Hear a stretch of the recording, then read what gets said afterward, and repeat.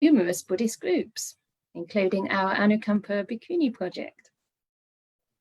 He courageously pioneered the revival of Bhikkhuni ordination in the Theravada tradition, that's the full ordination for women, and is passionate about creating opportunities for all people to experience the liberating power of the Buddhist teachings. Despite his huge responsibilities, Ajahn teaches tirelessly, and his humorous, insightful talks save many lives. And he also asked me to add a little bit more onto the bio. So again, this is my disclaimer. I've been asked to do this and to explain why Ajahn Brahm's other name is Ajahn Donut. Does anyone know? So I didn't say that. Are you going to give the answer? Do you want to give the answer? No, come on. Oh, come on. Okay, so the reason that Ajahn Brahm's other name is Ajahn Donut is because, what size is a donut? What shape is it? It's round and quite plump on the outside and sweet.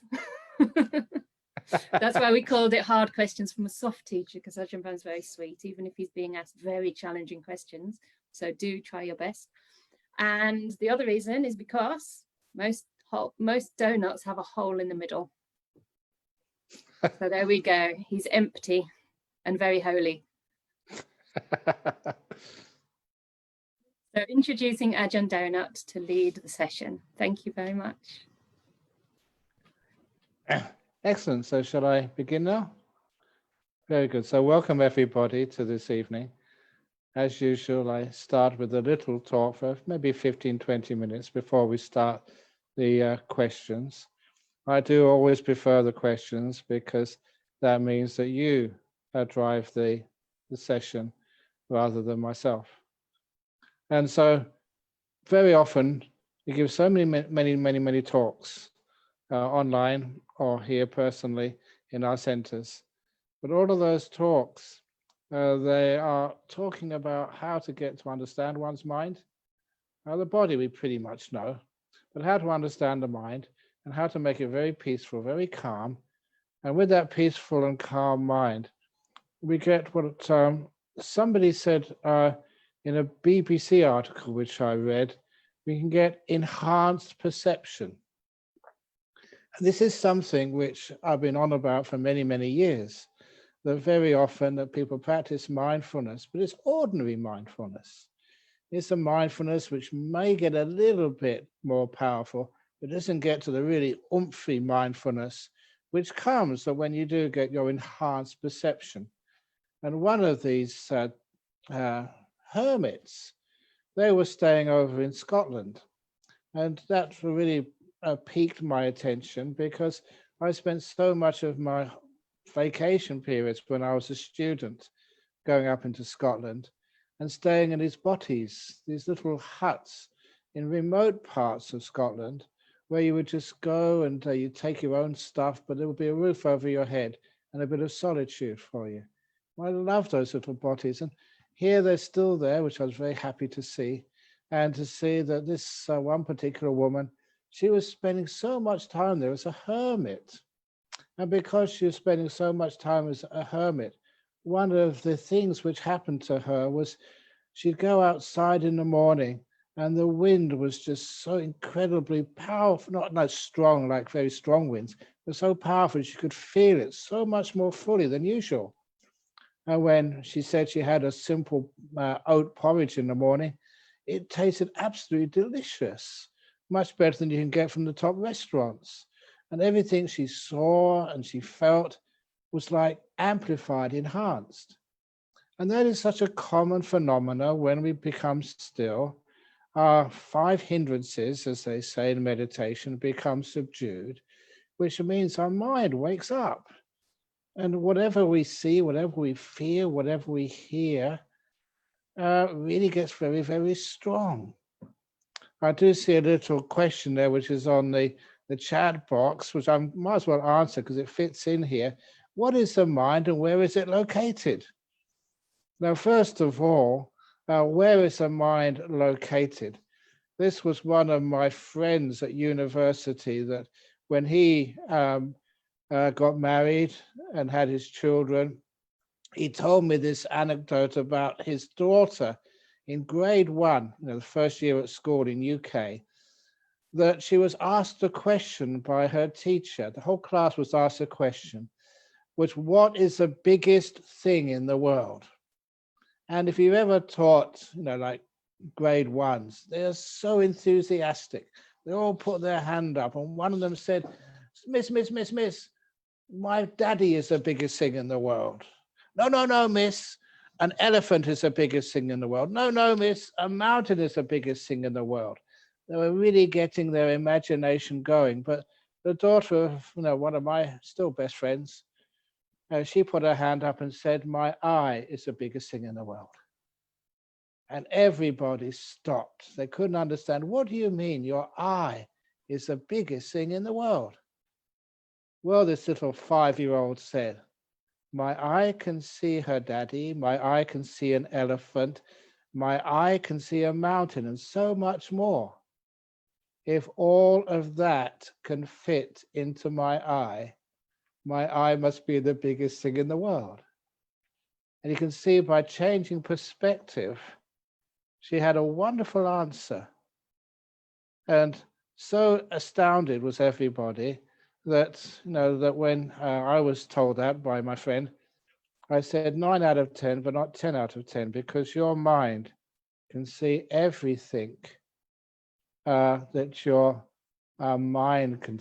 So your mind can see everything your eye can see, and you can imagine things you'll never see with your eyes. And your mind can hear sounds, real and imaginary, can feel sensations.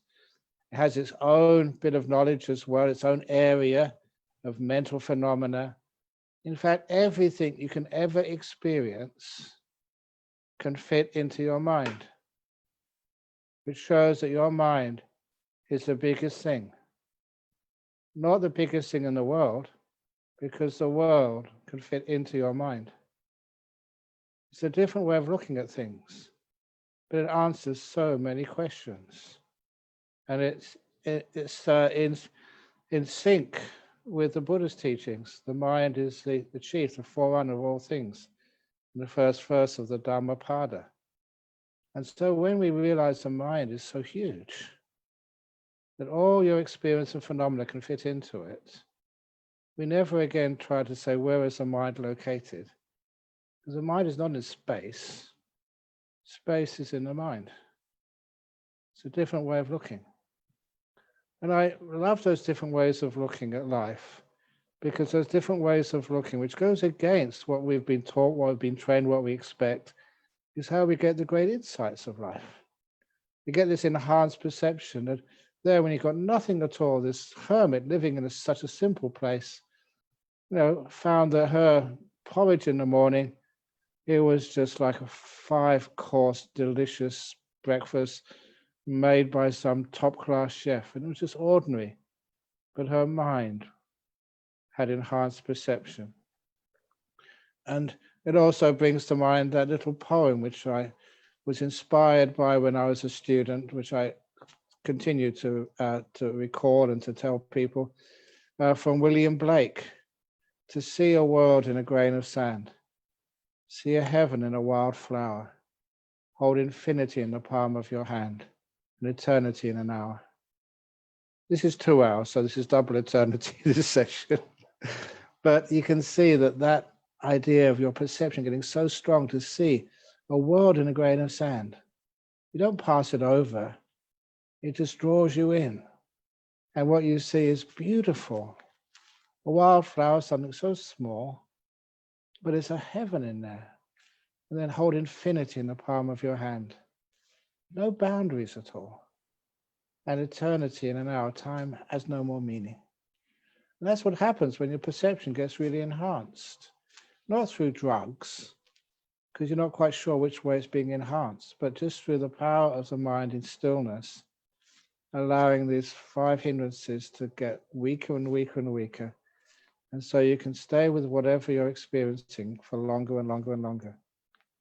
And then not only do you experience the mind for yourself, so you don't need to have it explained to you, what is this mind?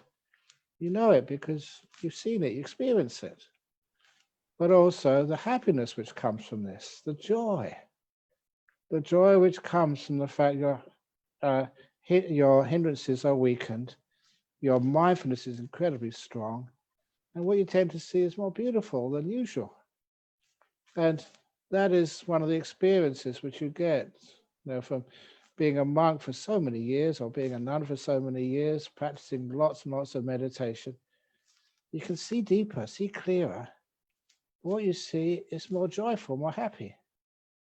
And that's one of the great things which, again, people don't talk enough about in Buddhist meditation. That you just need to see that, or read that second sutta in the Digha Nikaya, the Samanyapala Sutta, which the fruits of the holy life, you might say the fruits of meditation. When the king Ajatasattu first went to see the Buddha and said, "What are you doing this for? Why are you a nun?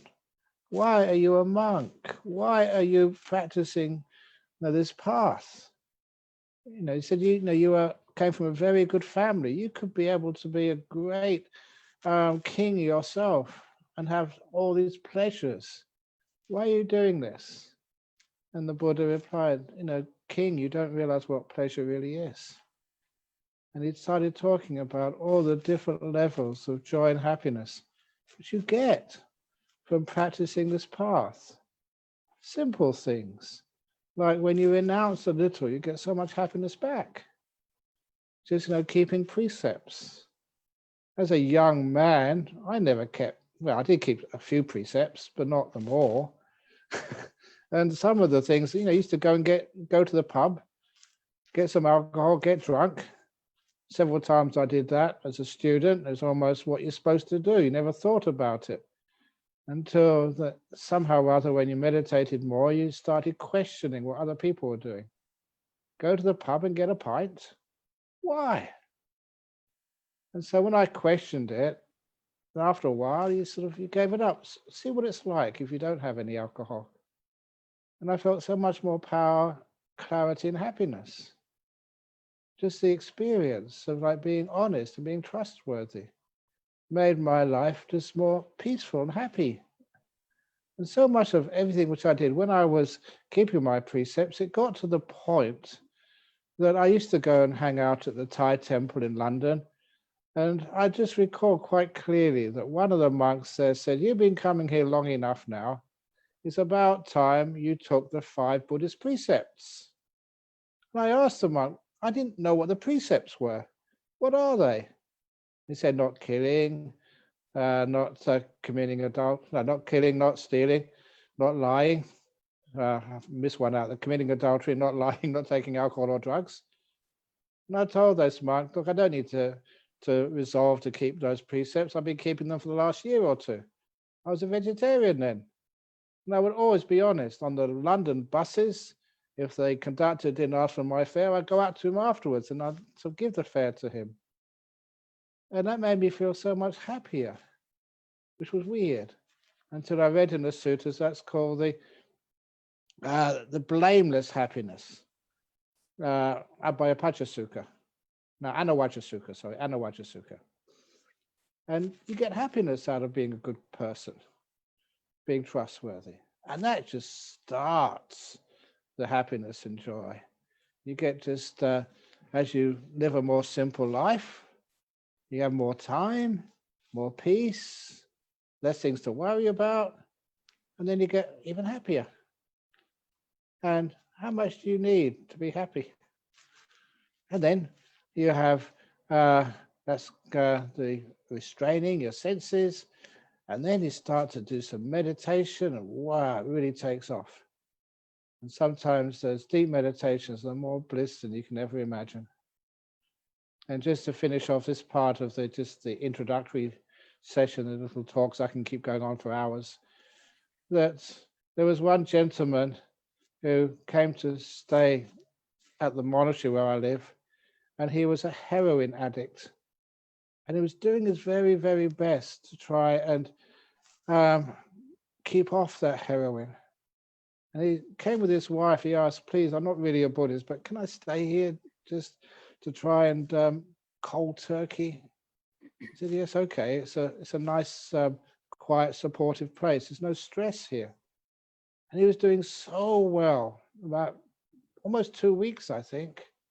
He told me how difficult it was because he said maybe 1,000 times a day, he had to say no to keep off the addiction.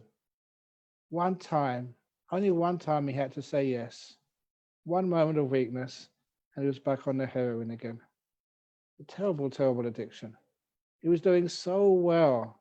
And I do recall him running after me one day when I was going into town to give a talk and saying, I never thought I would say this. He said that the pleasure of meditation was better than heroin. He said that was just, I know of sexual pleasures, but this was the pleasure of heroin, which was apparently far, far greater than sexual pleasures. But the meditation was even more so. And he obviously had got into a very deep meditation because he really had to. But unfortunately, just one time, he said yes to the heroin again. It was too easy. And so he took some more again, and he eventually left. It's a great shame, but at least he knew this was, I've never taken heroin, but the joys of that deep meditation are immense. And just to finish off before people ask me this question, is people said, well, are you going to get attached to that pleasure of meditation? And that was a question which was answered in the Pasadika Sutta. I love quoting this one. And there the Buddha was telling his disciples, look, if anyone asks that, are you attached to the pleasure of meditation? You should always tell them, yes, I am. And they said, well, if you're attached to the pleasure of meditation, what happens? And the Buddha said, it's only 4 consequences, only 4 possibilities if you're attached to the pleasures of meditation. And those 4 consequences are stream winning, once returning, non-returning, or full enlightenment. That's what happens. So that's a powerful teaching about the joys of this life, the happy path. Oh, this is so nice. So there we go. That's a nice introduction for you. So now we'll open for the interrogation, otherwise known as questions and answers. Great. Thank you so much, Ajahn. We have quite a few questions coming in. So I've got about 3 huge emails full of questions. So we'll see how much we can get through. So I'm going to start with Juliet. So she asks, please can Ajahn Brahm talk about living with chronic non-stop pain for years without getting stuck in aversion, papancha? Yes, it's a difficult thing to do, but remember that pain is of the body. And the Buddha always said there's 2 types of pain, physical pain and the mental pain, which is a reaction to it. And it might be a hard thing to say this to you, but it's true that the physical pain is a smaller part of that reaction. The mental pain is 80-90%. How we reject that pain. And I've had different pains in my own life. And to be able to let it go is a wonderful thing to be able to see, to experience for yourself. But of course, that we cannot measure our pain and compare it to somebody else's. So I thought.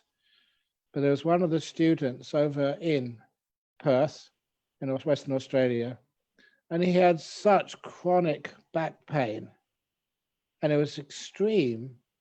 And he told me that they'd done some CT scans on his brain, which gave them an objective measure to inform his friends exactly what he was feeling. And he said that the pain which he felt constantly was the same as a normal person having their arms cut off with a saw. Extreme pain. But what had happened to him was that, he could not escape from it with any drugs, even though he was one of the few people, he told me this time, the few people who were permitted by law to take any drug at all. even some illegal drugs, whatever, but he was exempted because his pain was so extreme. But he said what really helped him was his meditation. And he said he could get into such deep meditation, even in the hospital.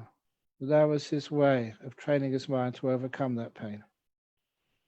And I remember him coming up to me one day and saying, big smile on his face, "I've finally done it. I've finally done it." I said, "What have you done?"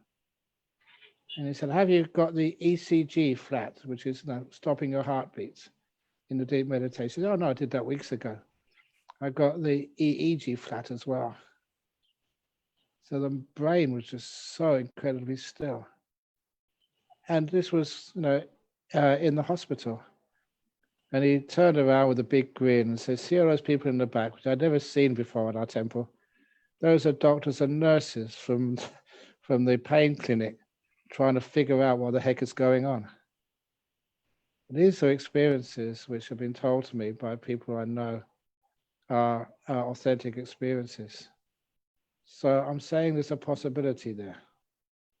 It's a tough possibility, but sometimes it's the only way we have. Little by little, you see people with great chronic pain who learn how to live with that pain, to be with it, rather than be against it. It's who they are. And they open the door of their heart to those experiences. They don't try and escape from them. They find they're at peace with it. Weird, but it's true. Okay. There's another one about suffering and anxiety, so I'm going to put them together. One lady's asking about anxiety and how to work with that. And someone else is saying that they feel overwhelmed with all the suffering in the world and have been finding it difficult to take on any further problems from others. Could Ajahn Brahm please advise me of a meditation technique or anything else that may be able to help? Okay. Remember, just worrying about others. Does that help them? Does that help you? And sometimes just learning how to be at peace inside. There's one person who is not suffering in this world, you. But when other people suffer and you're just another person to add to the list of people who are suffering, you're increasing the pain and problems in this world. So there is many, many ways of learning how to let go of this world, just temporarily, enhance one's perceptions, and then see the meaning, why there is suffering in this world. What's the purpose of it? Okay, you can say it in a very simple way, and I'm sure you've all heard this before, about the person going home, treading the dog poo, because I'm not allowed to say shit. Oops. And they get it all over their shoes, but they mustn't scrape it off. They must take it home with them. And only when you get home do you get under the apple tree. And 1 year later, your apples will be as sweet as never before. Suffering has a purpose. It's how we learn compassion. Many people can try and be compassionate, but they don't know really what they're talking about. If you've really been hungry, you can never pass by someone who needs some food. If you've had your heart broken, you know the importance of things like forgiveness and love. If you've been in great pain, you know what it feels like. And that enhances your ability to care for others. So all the suffering in this world, there's a purpose behind it. It teaches us to grow. And when people don't heed that message, that's why the suffering in the world keeps growing more and more and more and more and more. But one thing in our modern world, especially with things like COVID, that sickness and death, we seem to think that when someone gets sick, that something's gone wrong. There's nothing wrong with being sick. It's part of our life. To the point that many of you have heard me say before, if any of you are listening to this, if you have some disease or some illness or some injury, and you go and see your doctor, your GP, never ever tell them, there's something wrong with me, doctor, I'm sick today. There's nothing wrong with being sick. You must always say, doctor, there's something right with me, I'm sick again. We're taking away the stigma of sickness, but also taking away the stigma of death. Basically, 9 years I was in northeast Thailand, and I never saw anybody cry at a funeral. And it was usually a funeral or a cremation once a week, probably on average. So, and you saw those villagers beforehand when their partner was sick or their kid was sick. You saw them just after the funeral service.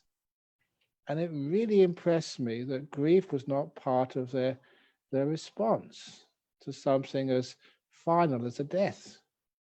They were at peace with it, at ease with it. Maybe it's because it was in a village, in a farming community. Somehow or other, in places like, a modern world, we've lost contact with what death is, to the point that we don't even say anyone dies. They just pass on, or they've gone to the other side, or they have all these ways of excusing. They've gone to a better place.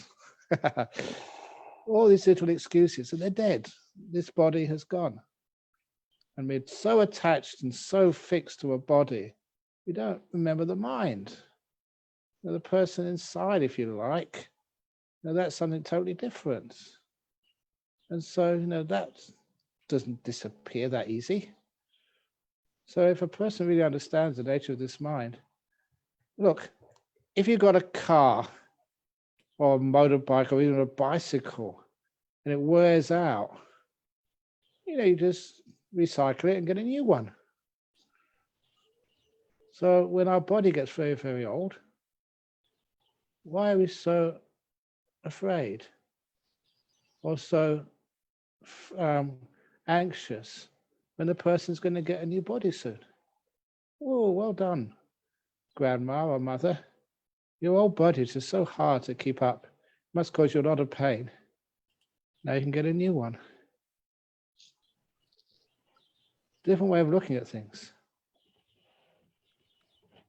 So this is how we get rid of anxiety. What we're really afraid of. Anytime you are afraid, it's always afraid of losing something which you're attached to. If you're not attached to things, that fear disappears. There's no anxiety because we'll lose it anyway. It's not mine. So your fear is overcome.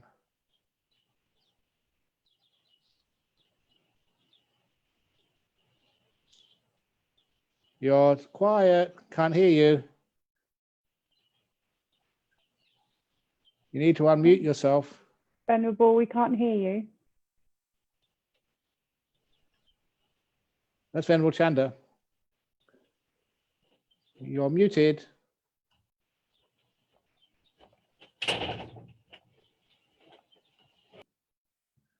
Venerable Canda, you are muted. You need to unmute. Hello. That's better. You can hear me again? Now, yes. Okay, my speaker sometimes goes out, it drops out. So please let me know if that happens again. I keep changing my speakers. Okay. Very good. So this question, apart from self-defense situations, is the use of violence ever justified to exert good change in the society from the Buddhist perspective? I say no. Good. Very good. Okay. Can we go on to another question? Yeah, go on, yeah. Or did you want I've never seen violence work.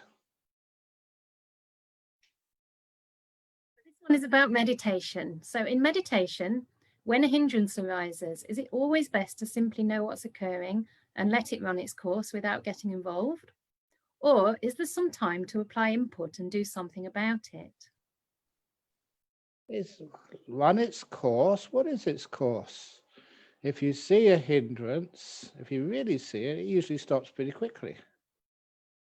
If you really see it.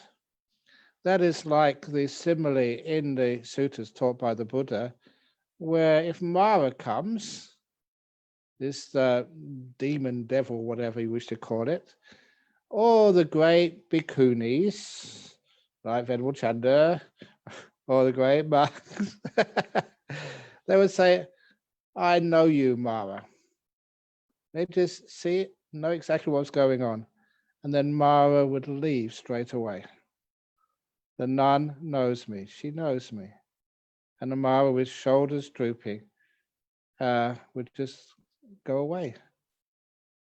It's not through willpower, but wisdom power that hindrances are overcome.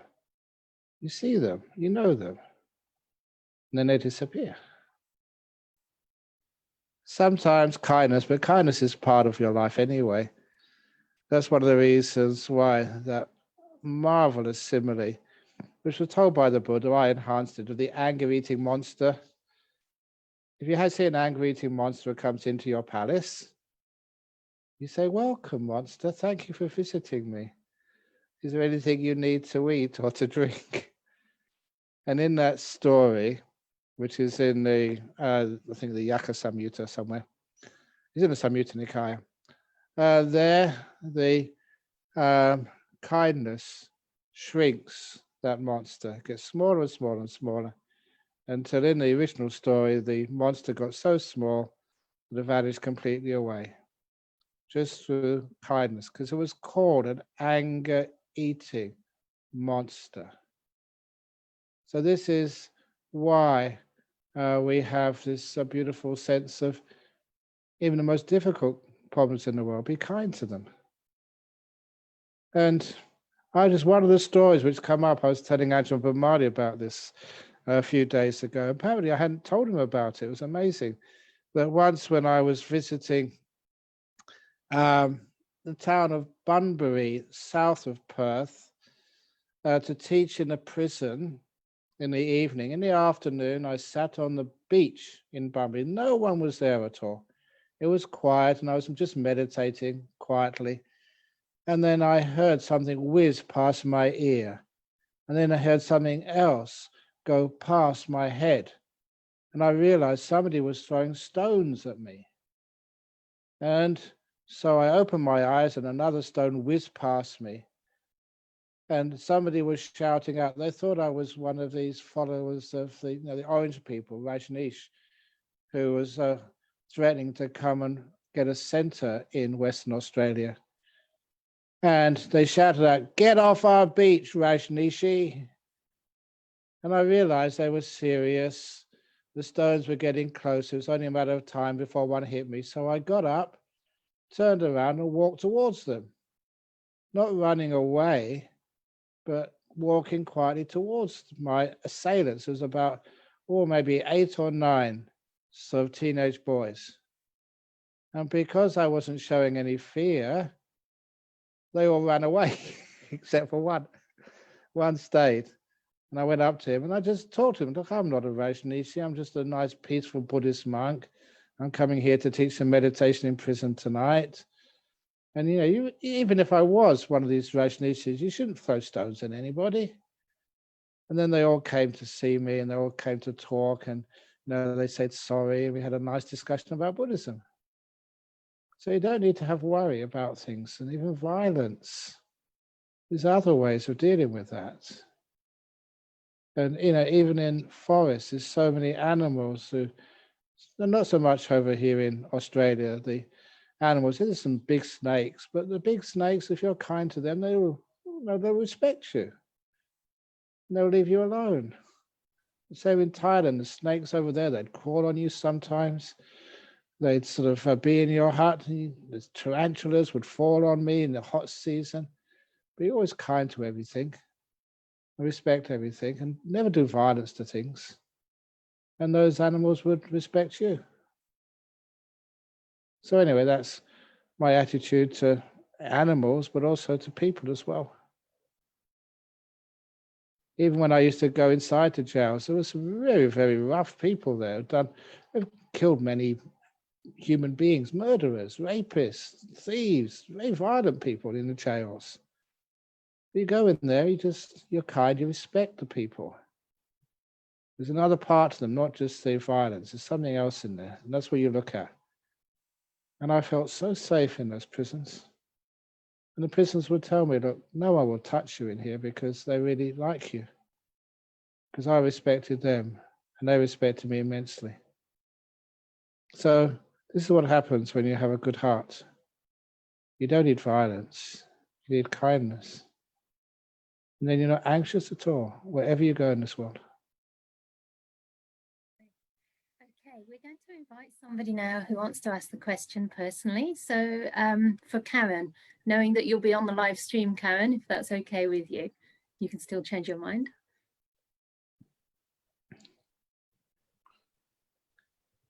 Can't see her. We'll be asking you to unmute, Karen. Karen Long. I am. Hi. Good. I cannot hear you. Muted again, Karen.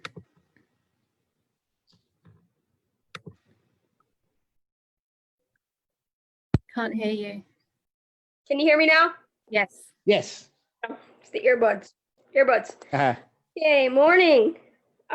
Question for you. Is there an external factor with causes and conditions, or is it just an internal factor of ego? Could you repeat the question? I didn't really hear it properly. Is there an external factor with causes and conditions, or is it just an internal factor of ego? I don't really understand the question. External factor, the causes and conditions. Do you mean just other people or other beings? Yes, like as far as, is it just the fabrication of ego that causes and conditions in the world, or is it an external factor that is a part of it, or is it all just the fabrication of an ego? I think it's so obviously a combination there. External factors as well as the way we color it in. As a child, I remember sometimes your mother would give you coloring books, black lines on white papers, and you were supposed to, with colored crayons, to fill them in to make up something which was representative to you. And so sometimes you make a beautiful picture, but you could only do the colors inside the spaces delineated by the black lines. So you had limitations, but that piece of paper, how you colored it in, you made it beautiful, you made it ugly, you made it scary, you made it loving. That was very much up to you. Okay. So very much your life and your situation is how you're going to color in this day which is in front of you. Are you going to give it lots and lots of forgiveness to the people who are really giving you a hard time? Are you going to spread some kindness and some peace in this world? Or do we color it in with black and grays and sort of ugly colors? Or whatever it is. You know, it's up to you to make a beautiful color or make an ugly one. Thank And black you. isn't ugly, black is beautiful. Thank you. That's a beautiful response. Oh, thank you. Thank you. And now we're going to take a question from Mel. Thank you, Venerable. Hi, Ajahn Brahm. Hi. Apologies in advance if this is a difficult question. The invitation was in the title, I think. So I'm going to... No, great. Yeah, please. Thank you. Dear Ajahn Brahm, as an equalitist, I believe strongly in equal rights for all, and no one group is superior to another. Yep. So when I heard Venerable Chanda's story about being made to stand at the back of the dinner queue behind behind the lowliest monk just because she was female, it made me feel very upset, very angry and disillusioned with the forest tradition. Ajahn Brahm, you are a pioneer. So I ask you, when might we see an end to such discrimination in Bodhiana Monastery and the line be according to seniority, no matter the sexual identity? Thank you. You will see that in 1 week's time. Fantastic. No, the reason I say that is because one of the bhikkhunis, I don't think even Venerable Canda knows this yet, one of the bhikkhunis at Dhammasara Monastery, her mum was staying here and was quite sick. She had a problem with her eyes. And so that this nun requested, can I please stay at Ajahn Grove Monastery so I can look after my mum? I said, yeah, sure. And she's also with her mum. Her mum's going to have a cataract operation. And so she's probably going to have to stay in this monastery for about 3 or 4 weeks. So she said, well, I might as well stay at the rains retreat. And so, yeah, why not? So she's going to be here. And so now she will have to be coming the alms round. So it's about time. I totally agree with you. There was a couple of monks who were just not happy with this, but one monk is not here. And there's only one monk who's standing out. So I'm sure we can convince him that this is the right thing to do. Thank you, Ajahn. That's wonderful to hear. Yeah. So hopefully we could get some video or something so you can see. So anyway, sorry, Venerable Canda, we didn't do that last year, but this year it's time. Sadhu. Very good. Yeah. And may it be a long-lasting and sustainable change. Once it starts, it's easy to keep up with that change.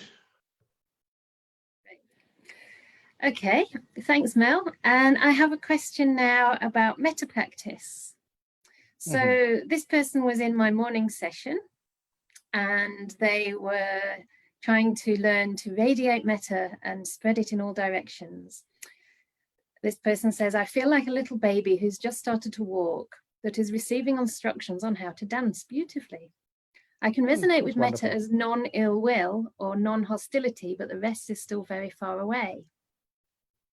I can try to feel mudita for the lucky ones who are already in that stage of radiating loving kindness, but it really looks and feels much further away from where I am now. How do I practice in order not to get discouraged? Oh, well, just how far you've got already is wonderful. So never look at the 2 bad bricks in the wall. Otherwise, you'll never want to build a wall again. Look at the fact that you've got 998 good bricks in the wall. It's growing. It's wonderful. And little by little, you'll surprise yourself. I mean, this last year during the COVID-19 crisis, we got, as many monks as I possibly could who were staying with me here in Bodhinyana Monastery to get online and give talks. And people really appreciated it. But the thing which you didn't know, which we didn't tell people, was that many of those monks thought they couldn't do talks. And they were just blown away. They were so surprised that people actually liked what they said. So usually, your opinion of your own abilities is far less than the truth, the fact that you have great abilities. So, and I'm sure that even Venerable Canda, you've experienced that. You start to give talks and you think, oh, that's not such a good talk. And we say, no, it was wonderful. It's amazing. Well done. So one of my jobs is trying to remind people to keep on doing this, and you get this amazing confidence. And the fact that when you really relax, you give amazing talks. And this is, I'm not trying to sort of blow my own trumpet, but sometimes when I'm giving a talk, I don't plan it. And sometimes I say something, I thought, wow, that was amazing what you just said. And I'm not doing this out of some ego trip, it's just like surprise. Wow, did I say that? And a lot of times that selfless thing about when you answer questions or you give talks. And this is one of the reasons why that the person asking this question, you think you can't do metta. Yes, you can. To quote Barack Obama, yes, we can. And you'll be surprised at how powerful it can be. And when you start to have that type of confidence, it's amazing how powerful it can be. And sometimes even little dogs, they can feel that you're a very kind person. Or little cats or other beings who can come to you. And I must tell this story because this is a funny story. There was in gentleman, he spent 1 year with me in Perth as an anagarika, and he went back to Germany to finish his education. And he went on campus at one of the universities, and the very first day on campus, he was having his lunch next to an ATM machine, when the ATM machine made some sort of sound. He called it a gurgling sound. And he interpreted that as the ATM machine welcoming him onto campus. So every day he would spread loving kindness to a machine, an ATM machine. May you be happy and well. May you never run out of money. May people not shout and scream at you when they find they've got no money to draw out from their account. May you have a wonderful life, you ATM machine. He did that every day. And then one day he said he was having his lunch on the seat next to the ATM or close to the ATM. And he'd noticed that no one had been close to the ATM machine for about half an hour. And he heard this gurgling sound, only the second time he'd heard this. And a 20-euro note came out of the machine. No one had put any credit card details or punched any notes or anything. It just 20 euros came out. And he was shocked. And he sort of took the 20 euros, he waved around, does this belong to anybody? There's no one around, no one claimed it. So he realized this is the result of spreading loving kindness to ATM machines. You get 20 euros. And I investigated that so many times, but please, don't lie to me. Don't sort of tell me things which weren't true. He said, Ajahn Brahm, I keep my precepts. You know me. I've been in your monastery for a year. That happened. That was real. So that's what you can try the next time with metta.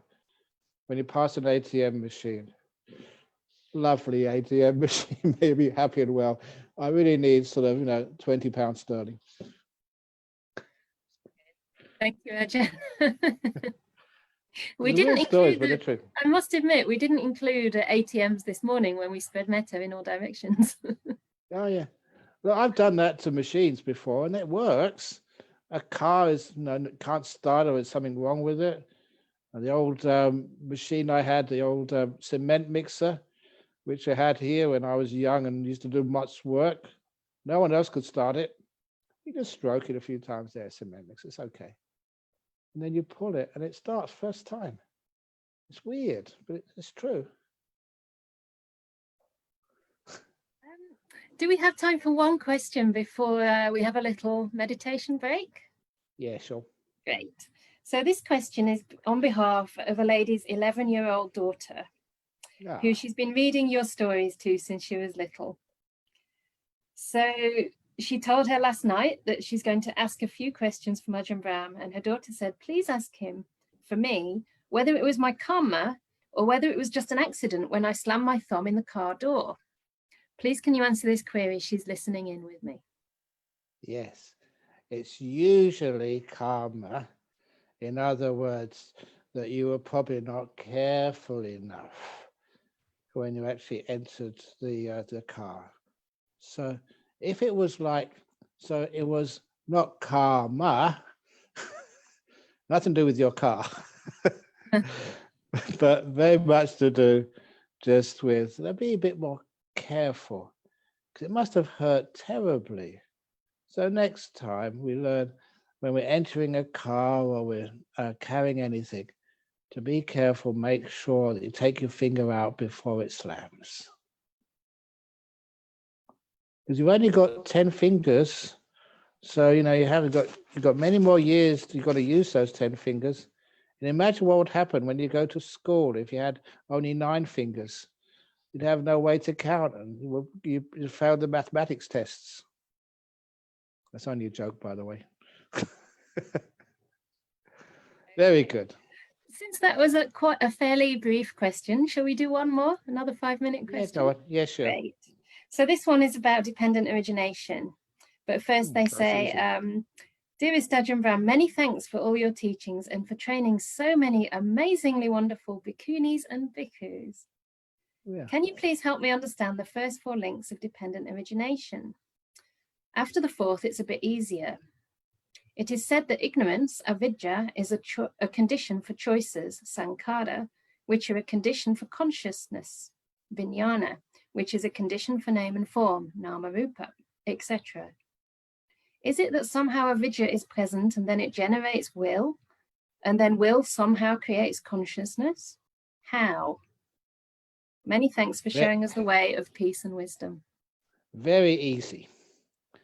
So instead of calling it ignorance, which is one of those old translations, which doesn't really just get what avijja truly is, because you have what is the cause of avijja, what keeps it growing, and it's the 5 hindrances, is what is the food, the ahara, the sustenance of avijja. And so for me, I prefer calling avijja, translating it as delusion. You might even say weak-mindedness, not seeing things properly. And in particular, not seeing that many of the things which we want are just going to make more suffering. That things we try and keep are just impermanent anyway. Let them go, for goodness sake. And not seeing the non-self, there's no one in here. So when you see there's no one in here, then of course the will, the choices disappear. And the simile, which is hard to explain these things, but over these years I've made up similes. And this simile is the simile of the driverless bus. So sometimes your life, it's an old simile of being on a journey, a bus journey. And sometimes your life goes through some beautiful scenic territory. And you see the waterfalls and the grass and the mountains and everything looks just like heaven outside the bus. So you tell the bus driver, whose name is Will, you tell the bus driver, slow down, stop, park. I want to enjoy the happy times of my life as much as possible. But more often than not, your bus driver, the Will, speeds up and the happy times of your life don't last that long. And then you go through the toxic waste dumps of life, really difficult situations, very unhappy. And so you tell your bus driver, come on, get out of here as fast as we can. And what does your bus driver do? Slows down and stops. And all the difficult times of your life tend to last longer than they should be. You want to get out of there faster. So it's because your will is not very smart. And so many times people have a spiritual life. They want to train their will to be more wise and kind. But to be able to train your will, you've got to find your will, first of all. Find this bus driver which is driving your life. And eventually you manage to get to the front of the bus, to the bus driver's seat. This is the path of meditation. We go deep inside until you actually see just what makes you work. The source of this thing which we call will. What actually is it? And then you get amazing insight, a great shocking insight. You find the bus driver's seat is empty. There is nobody driving your bus. And that is the avijja, it sees what sankhara really is. And then, as a result of that, you go back to your seat, you sit down, and you stop complaining. All of this craving, ill will, stops. There's no bus driver in the seat. So you can see there that avijja, paccaya sankhara, it's that delusion, makes that will, feeds the will. And of course that will, in particular, this particular stage of dependent origination, and is meaning the will of your next life. This is what keeps the rebirth happening. And to prove that, a very simple description, when avijja stops, sankhara stops. When sankhara stops, then avijja stops. Hang on. That means when a person's enlightened, they become unconscious. Not in this life. In the next life. There is no next life. The consciousness stops, finishes, it's ended. Nothing to keep it going anymore in the next life. So this is your last life. And as far as the nama rupa, Avijja, and name and form. The best description is that Avijja, I got that wrong. The Vijnana and name and form. That when there is Vijnana, there's Nama Rupa. When there's Nama Rupa, there's Vijnana. And the Buddha describes it as two sheaves of reeds or of straw leaning against one another. As you see in the fields, that's the way they can dry out.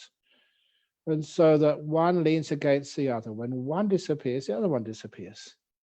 When one sheaf is taken away, the other one falls over. So Vijnana is almost like the screen. And consciousness is what is played out on the, Nama Rupa is the objects of consciousness, what is played out on the screen. So when one disappears, when there's nothing going on in the mind, then the Vijnana stops. All the 6 consciousnesses stop and disappear. They depend on having something to be conscious of. There's nothing to be conscious of. And one sheaf of reed is taken away, the other one disappears as well.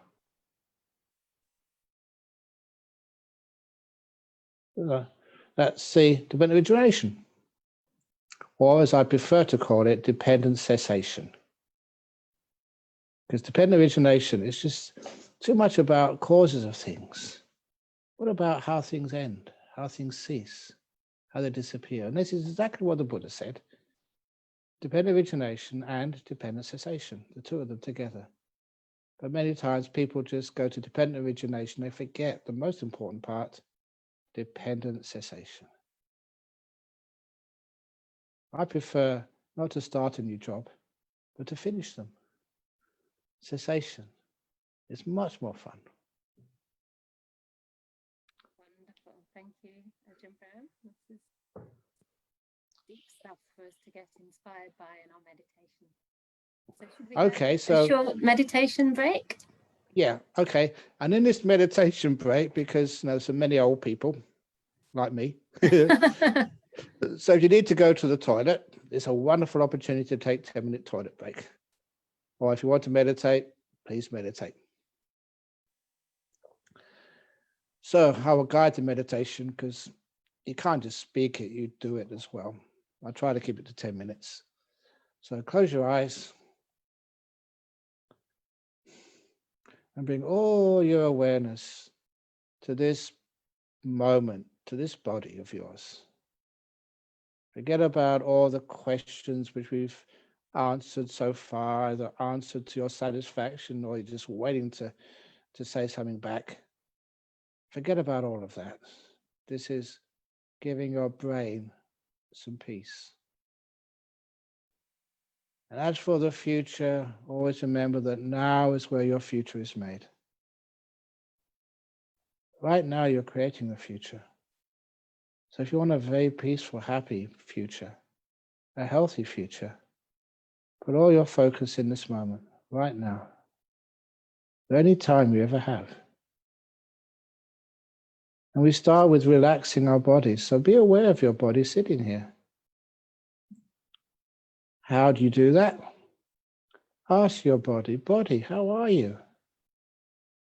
Really sincerely ask your body as a friend, not as an owner, as a friend. How are you? What do you need, body? Are your legs, are you okay? The way you're positioned? Do you need to be adjusted? But I always check on my bottom because sometimes I'm sitting here and talking, I don't realize this, it may be really uncomfortable. Waist. I go right through my body, sometimes slowly, sometimes fast. I feel my back, feel my shoulders. I learn how to relax. If any part of my body is not at ease, I stop there and pause. I give it kindness, attention. Maybe my robe is a bit too tight. Or maybe just my positioning, my posture is not so good. So this is where my body just says, thank you for paying attention to me. And it will adjust itself most of the time. Or I might move my hands until I get the the best position I possibly can this evening in Australia now.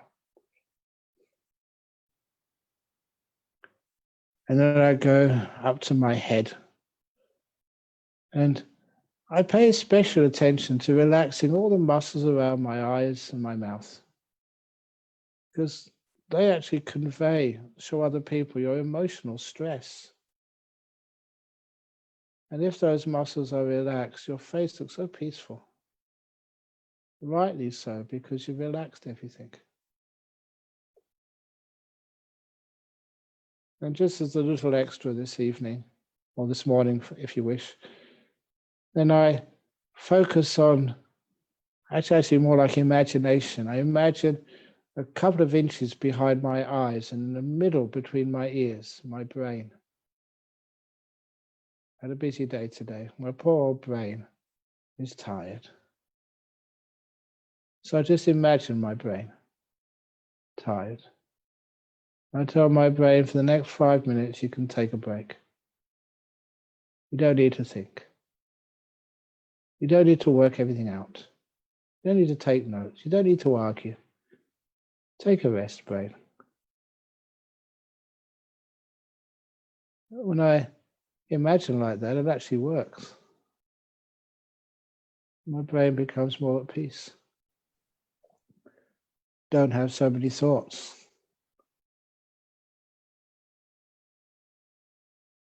And then I just become aware of my whole body just sitting here. If you could see my posture now, it's not exactly the posture you'd see in any meditation book, but it feels good. That to me is sufficient. It feels good.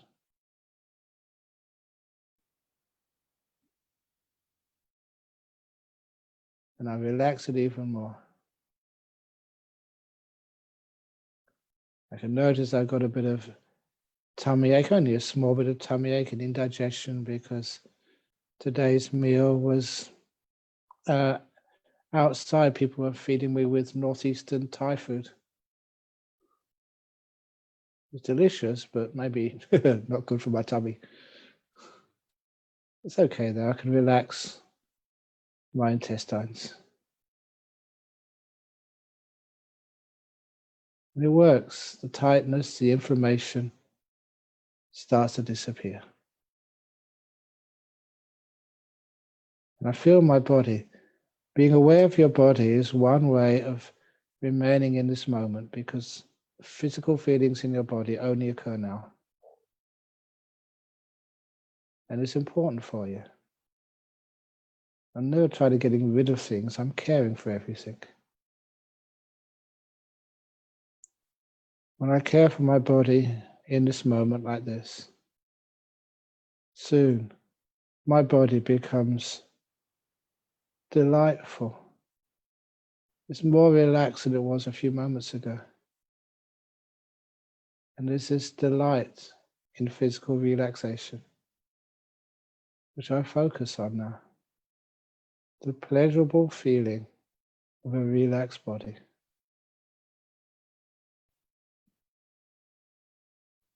And that keeps my attention on the relaxation. And it takes it deeper. I feel more relaxed than about 20 seconds ago. And I realize that delight is a part of our meditation path.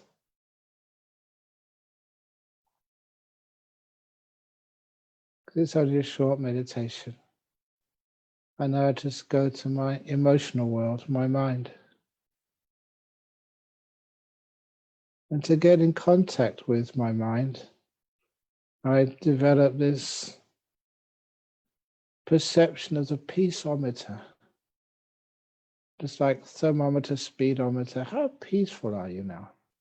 Give it a number from 1 to 10. 1 is really peaceful, 10 is agitated. How peaceful are you? Because this is a very important part of your mind, how peaceful it is. And what makes it more peaceful? What takes that initial reading and reduces it, moving it closer to one? What is the cause of peace inside of you?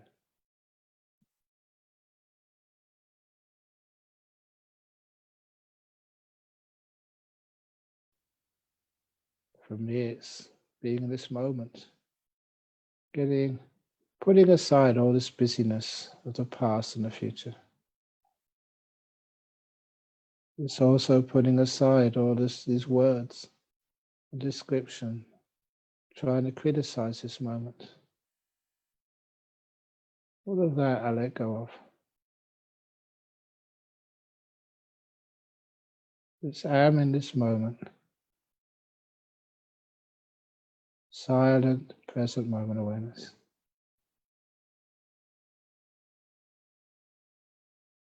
Until that silence becomes delightful. So beautiful being in this moment. Such a relief, freedom, not having to give things names.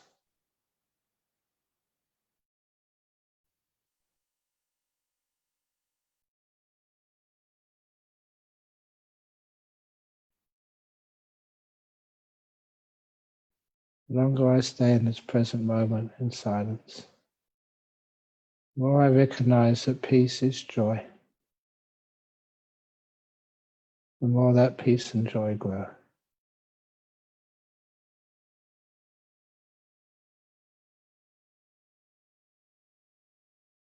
When that natural peace and joy becomes strong, there's nothing I want in the whole world.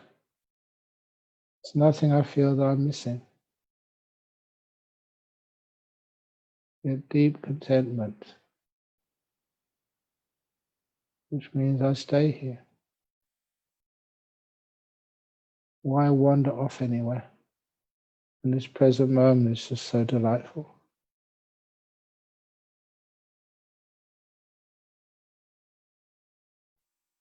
And I notice, doesn't matter how tired or exhausted you may feel, when you start to feel the delight in the present moment in silence, the energies start to come back into your mind. Become more aware. Mindfulness becomes empowered. Enhanced perception.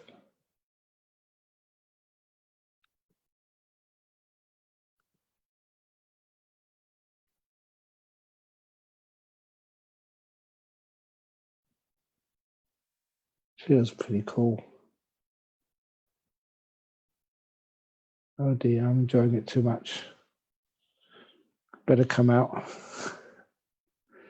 Okay, so how do you feel? Please open your eyes now.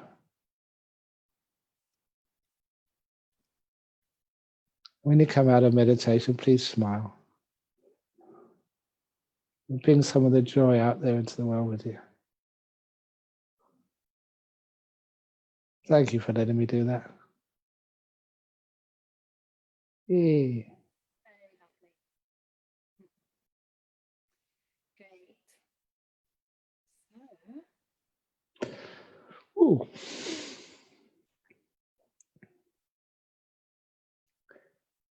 we have quite a lot of deep questions, Ajahn, and also some Yep. daily life questions as well. So Yeah, please. I'm not sure what you fancy doing next. A bit of each is up to you. Okay, great. So let's talk again about the mind. Yeah, So good. when the suttas talk about the impingement of the senses and its objects, one of them talks about the mind, mental objects, and mental consciousness. From what I understand, the mind in this case is talking about a potential space rather than that of a physical body as eyes, ears, nose. The mind is different from mental consciousness, which involves attention and awareness, and which gives rise to the relationship between mind and mental objects. Am I right in understanding it this way? No, just the mind is your mental consciousness and its objects. The way that the Buddha used these words, in my understanding, was just as ordinary people would. He was not legally trained. He was not philosophically precise. So which is one of the reasons why that in a couple of places, he said that which people call the mind, the citta, or consciousness, vijnana, or mano, another word for mind. It was recognizing that people use these words almost interchangeably. But this particular, the sixth consciousness, mental consciousness, what most people call the mind. So now that is just like the other five senses. It needs an object to turn on. When that object is not there, the mind just vanishes, it turns off. Sometimes people ask you, when you are, say, having an operation, when you're under anesthetic, where's your mind gone? It hasn't gone anywhere, it's just stopped for a while. The mind is not permanent. It's like everything else, it's anicca, it's not always there. You need something to turn it on. And when there's nothing there to turn it on, it stops for a while. So people in the world, we always feel that the mind or consciousness is something which is really permanent, which is always there. One of the reasons is because when we're here and we're knowing things, that of course the mind is there. When the mind is gone, we don't know it's gone because we're not there to know it. But little by little, we can see everything. In your deep meditations, you can figure it all out. This mind consciousness, like everything else, is impermanent. It's unsatisfactory. And it's not mine. It's not me. It's not who I am.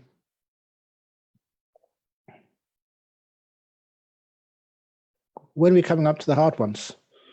The hard questions? I think you had them actually. Come on. Have to do better, guys. Okay, the next one is from somebody who would like to speak it for themselves. So could we invite Shirosha to unmute? And you can ask the question, Shirosha.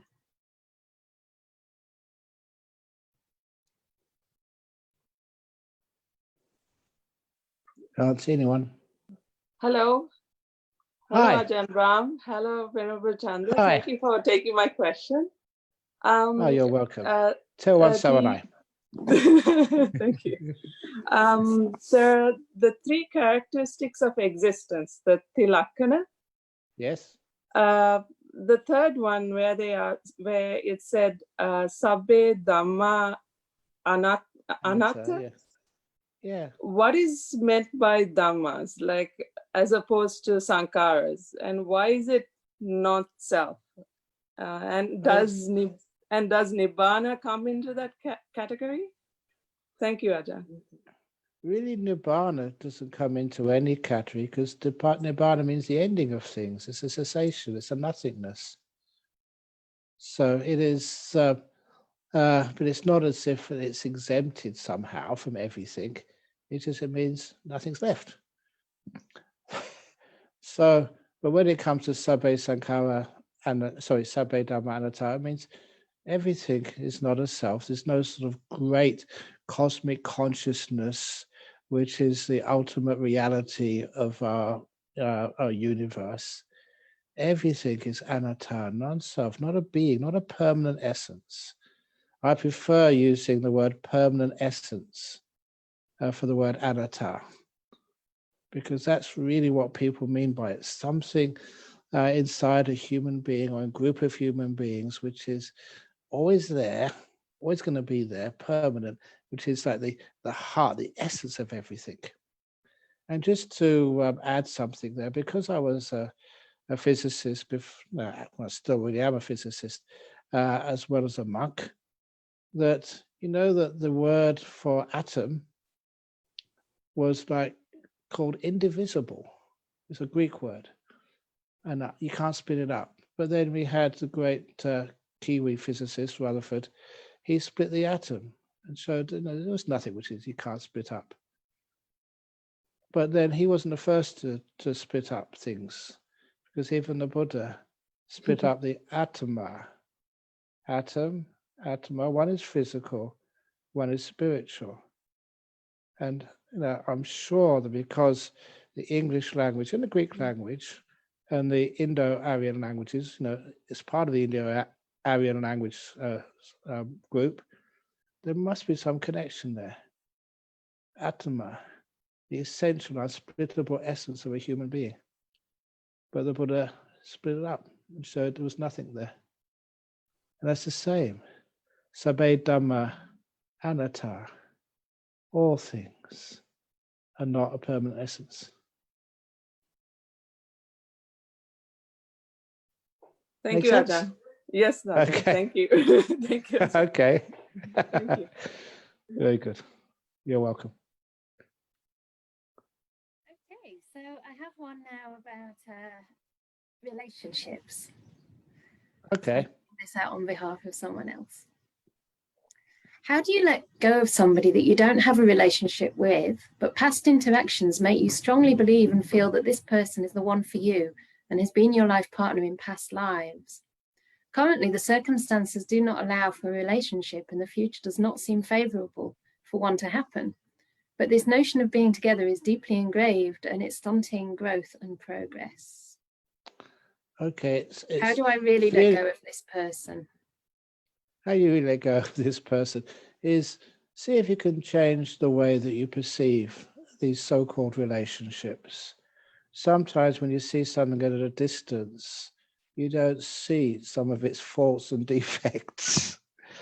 And sometimes seeing faults and defects in things when it's close to you means that, well, you may have had a relationship before, but it's finished. The karma's over. So see if you can be more free instead of having a relationship with people. And have a relationship with truth. Have a relationship with like Dharma.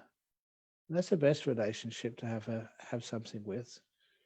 So with a person, sometimes the person gets old. Sometimes you think that they're your life partner, your soulmate. But for Buddhism, when we don't believe in the soul, it's very hard to say there's a soulmate. So after a while, that seeing things at a distance, we give them characteristics which they don't really deserve. Now you look at your body, and from a distance, you think, oh, you look very healthy. It's nice and beautiful body. You get closer and closer and closer, you can see all its defects. You can see just even this world. Well, this was a story which came today from those northeastern people. The lady said that part of some of her relations, it was a close family, a few of her relations, they won the lottery. I didn't say where, a lot of money. And that was the end of their relationship with their auntie, their mother, because they just didn't want to see her anymore. They became, she called them snobs. And we always think that, that when we win a lottery, when we get lots of money, we'll be happy ever after. Just the same as when Prince Charming and Cinderella meet and ride off into the sunset, they'll be happy ever after. They don't sort of think about sort of paying the mortgage for their house or the guards arguing, all the difficulties which comes afterwards. Sometimes we want happiness so much that we just fantasize and we think that that's our life. A soulmate, a relationship. You've had relationships before. I've had relationships and they're wonderful at the time, but then after a while, so it all fades apart and you think, is this it? There must be something more to life than just relationships. And of course there is. The understanding who you are and being at peace and giving such kindness, such love to all beings. You don't need them. You just give, but you don't need them right next to you. Thank you. Okay, I have a question here from someone who's feeling not very happy.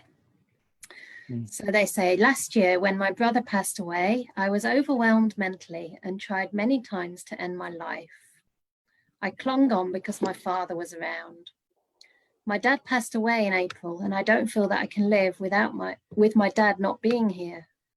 I'm struggling to find a purpose and a reason for living. I don't see what people see, that I'm a good person and loved.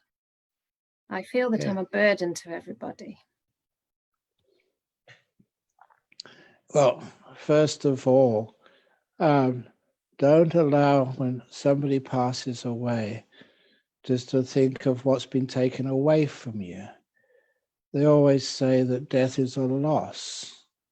But I say that's just looking at just a small part of a person's life in existence.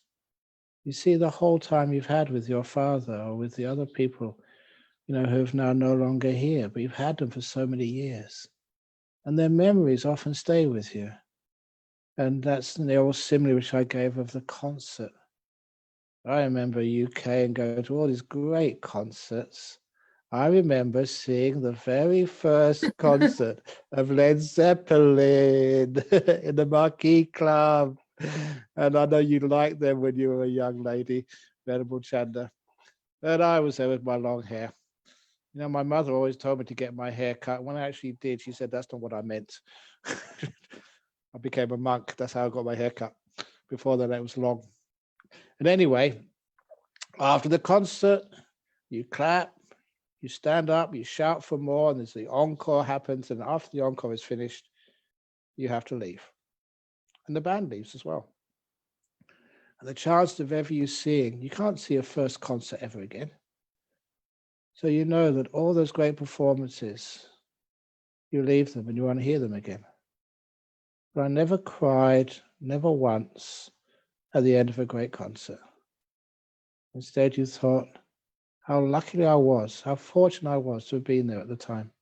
I learned so much from that great music. That's precisely how I felt when my father died, when my mother died, and everybody else, because I'm getting old now, well, some old friends dead. And I think, wow, what a wonderful time we had together. It was marvelous, like a great concert. So I never feel grief when somebody dies. I feel thank you for being there for all those years with me. And all those wonderful memories and jokes we used to share with one another. Oh, that's great. So I never look at grief as something sad. It's not really grief. It literally is celebration of that life. Seeing the whole thing, not just the death and what happens afterwards, what happened before. And also that when we are sad like that, we always see the worst in life, and we literally do not think that people really care about us and love us. And it's amazing just how many people will sort of will care about you and love you. I remember reading this. I always like reading weird articles, but there was a gentleman over in the United States, and he was dying of cancer. He didn't have that much long to live, but he did something unique. He decided to have his funeral before he died. So, it's a couple of weeks before he actually passed away, he got the box out there, it was empty, and he had his funeral because he said he always wanted to listen to what people really thought of him, which they would do at the funeral. He'd say all these eulogies. I was listening to all of the eulogies before he passed away, and was really inspired, impressed what people really thought of him. It wasn't what he thought people thought of him. So the person who has made that question, what you think people think of you is not really what they think of you. They care about you much more than you'd ever imagine. And it's also, he said, that he could also find out who came to his funeral while he still had a chance to amend the will. Please, I'm sorry for saying silly things like that, but that's what he said in the little article. To find out how many people really cared for him, which was amazing to see. Thank you, Ajahn. So another one about meditation here and about the hindrances. So this person says, I often notice sensory desire and ill will interacting during daily activities. For example, if I'm hungry, I might have some resentment towards preparing food because I'd rather be eating it. This produces a general feeling of dissatisfaction, which I assume is dukkha. Can I use these everyday situations to weaken the first two hindrances in a way that will also help to deepen my meditation? Yeah, sure, you can weaken them, but don't weaken them so much you don't eat. Otherwise, you will die. So this is part of life. To have food, we have to buy it or cook it and then eat it, and it takes time. And sometimes, in my life, you eat food which you don't really know exactly what it is. Somebody gives it to you and they say, this is really good, Ajahn Brahm, you must eat this. And I get stomachache afterwards. But it's part of life. So it's a part of the suffering, the physical suffering of life, of having to work, having to stay up late, having to do chores. But remember, that's a physical part of suffering. The mental part of suffering is, how you react to that. Well, it's part of life. Yeah, I got a bit of tummy ache today, but there's people who gave me food today had so much joy and fun. If that happened tomorrow, I'll go back there tomorrow. Even though I know it's going to make me a little bit uncomfortable, it's worth it because the joy and happiness which the people had of looking after you and feeding you that day. So the same with cooking food. Yeah, you got to cook food. So put fun, enjoy it. See what happens. And just cleaning up afterwards, yeah, that's what you have to do. Everyone has to clean up and wash dishes, even me. So I'm supposed to be a senior monk. I'm supposed to have attendants looking after me, but of course they don't. They're back in the hut meditating now, which is where they should be. But anyway, nevertheless, the mental suffering, that is something which you have control over, in the sense of you can create joy and happiness with whatever you're doing by changing your attitude. The physical part of life, of having to go to the doctor to get tested for COVID, having to just be cold or to be hot, that is part of our life. That type of suffering is not the same as the mental suffering. The mental suffering is like an unskillful reaction. So look at the mental suffering and put aside the physical suffering, which you can't really control.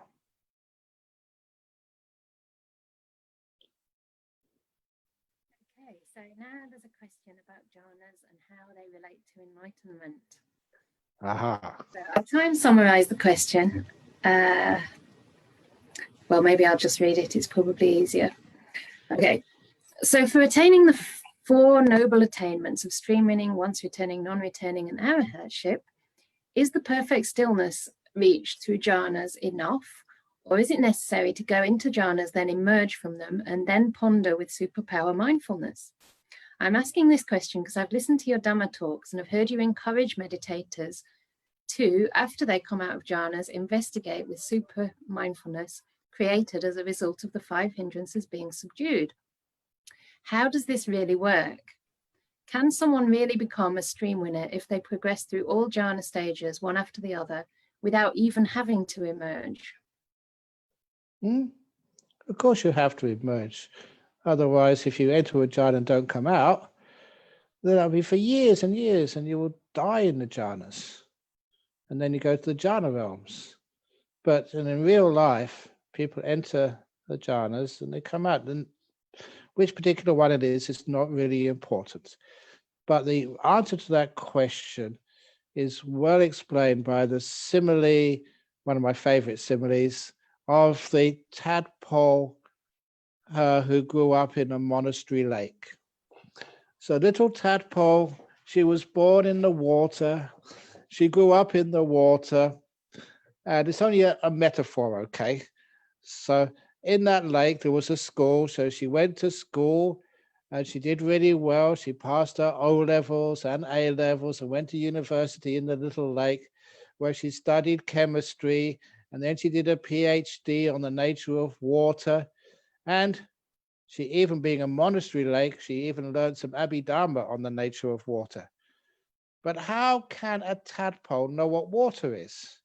All the study in the world, all the arguments, all the lectures in the world, she can't know because she was born in the water, lived all her life in the water. Like a fish can't know what water is. But with the tadpole, it's different than a fish, because one day, little tadpole, she grows legs and arms. She becomes a frog. And one day, little tadpole, not really know what she was doing, becomes like a human being, becomes a meditator. And then one day, She doesn't really know what she's doing, but she jumps out of the lake, just like the person experiences a jhana for the first time.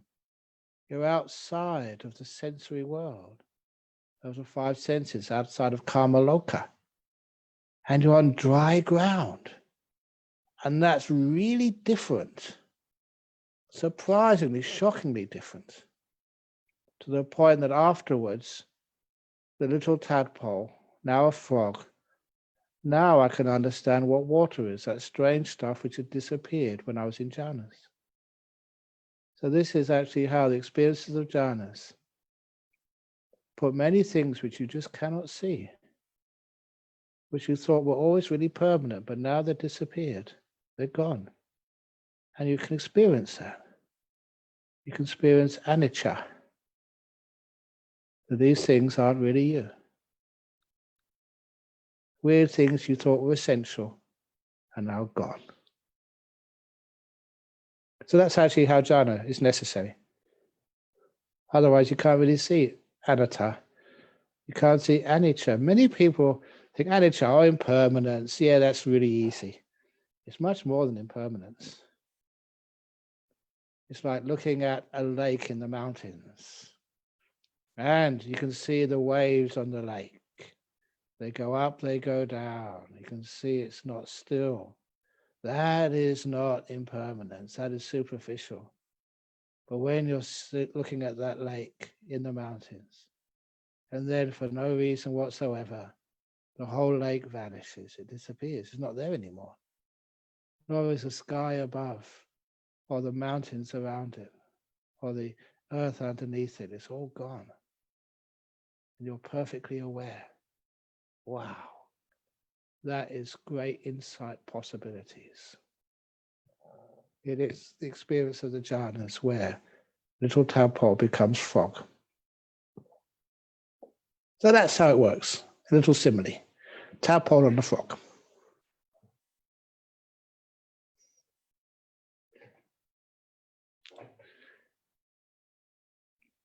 Can't hear you.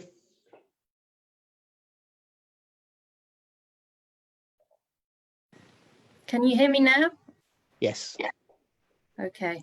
Something happens, my computer keeps almost blacking out. Anyway, I wanted to invite Benjamin to ask a question if he's still there. He'd like to ask the question in person.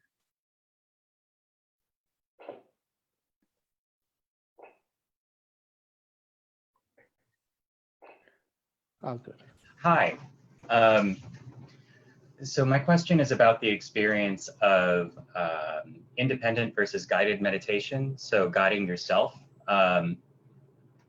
So unguided meditation winds up often being unsatisfying. It doesn't feel as deep, and yet it's what is most often available. It brings its own kind of frustration, being unsatisfying, and I'm even aware and knowing of that as it's happening. What guidance would you have for someone who gets caught up in this frustration to the point that it winds up almost superseding the experience of meditation? It's like turn off the guidance. The reason why we have guided meditation is just like when you learn how to drive a car. You do need a driving instructor sitting next to you to save your life and to save the car and other people's lives as well. But once you know how to drive a car, you don't need a driving instructor anymore. So the guided meditation is there for you to get the hang of what meditation is. And then you do it by yourself. You turn off all this noise. And then you sit quietly. And if you find, well, maybe I do need a bit more instruction, then maybe just once a week have a guided meditation. All the other times, meditate by yourself. Until eventually... Could I just interrupt you there? Yeah. Please? Because I think the gentleman was actually saying that he prefers the guided meditation and that the meditation is not as deep without the guidance. And that was the struggle, wasn't it? Yes. Oh, well, either, yeah. Oh, well, if that's the case, then you need more guidance. And sometimes what you can do, you can, I'm sure you can hack the system or just get your, not really hacking the system, get the computer to such that, okay, 10 minutes of guided meditation, and then your computer goes silent. You carry on. You just use it to get started. And once you get started, carry on by yourself. Thank you. Very good, Benjamin. We have a question about rebirth, Ajahn. So could Ajahn Brahm say something about the Buddhist attitudes to rebirth? What did the Buddha say? And previously, this person had asked me about the mechanisms of how it actually works. So if you could maybe explain it a little bit so that they can understand. Yeah, it was actually in, first of all, the history of reincarnation, rebirth. It was 543 AD that it was Emperor, I think Emperor Julius. And there was a Pope, Pope Vigilius, I think his name was. And the Pope was really into reincarnation, but the Emperor was not. And the Emperor told the Pope, look, ban reincarnation, make it anathema. And the Pope refused. So actually the religious authority at the time was very much into reincarnation. And so what did the Pope do in those days? He put the Pope, so then what did the Emperor do? The Emperor put the Pope in jail for 1 year. And after 1 year in jail, the Pope said, I don't believe in reincarnation anymore. It was just too unpleasant for him. And then they had the Council of Nicaea, which made it an anathema. And it is political forces, not religious forces, took rebirth, reincarnation out of our Western system. But anyway, to me, it was obvious that people get reborn, reincarnated, if you like. And I remember just years ago giving a talk in the Sri Lankan Vihara, the London Buddhist Vihara, over when it was still in Heathrow Gardens.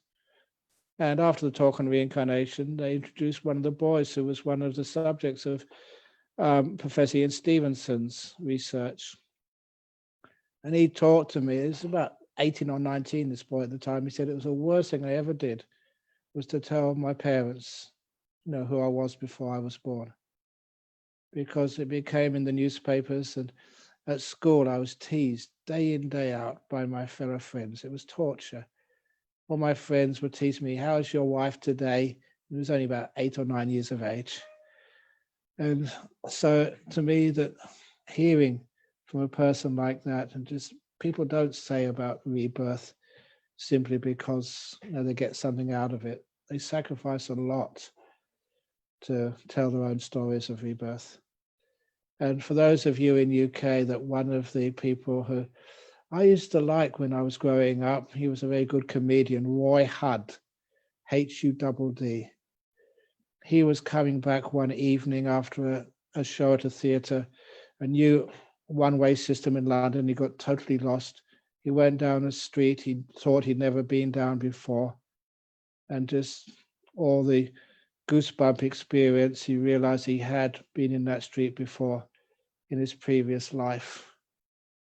And he recognized the house. And it was the house of a former entertainer, which was probably even more famous than Roy Hudd. It was it Leno? Dan Leno, a famous musical performer. And this Roy Hudd knocked at the door of the house, and he'd never been in that house before in this life. Because he was on the TV, the occupants recognized him. Roy Hudd, what are you doing here? He said, I used to live here. I said, no, you didn't. We've been in this house for since the Second World War or something. And then he took them around their house and showed them all the changes, renovations, where a window had been taken out, windows had been put in. And they were just astounded. His recollection was perfect.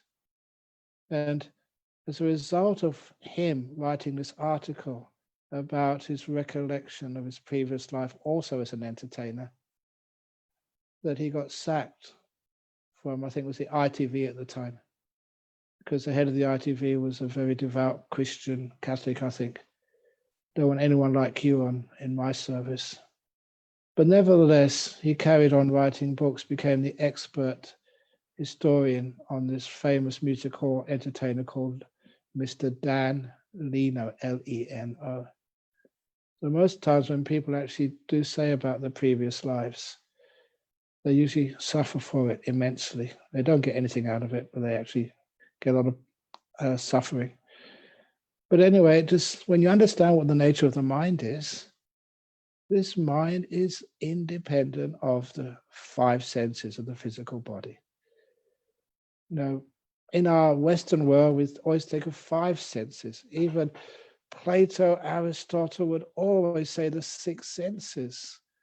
If you ever read Plato's Republic, the last chapter is about reincarnation, about the river Lethe, Lethe.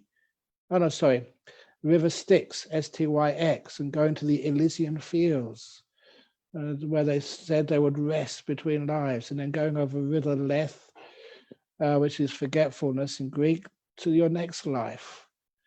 And this was part of our culture for so many years, but it's been taken away.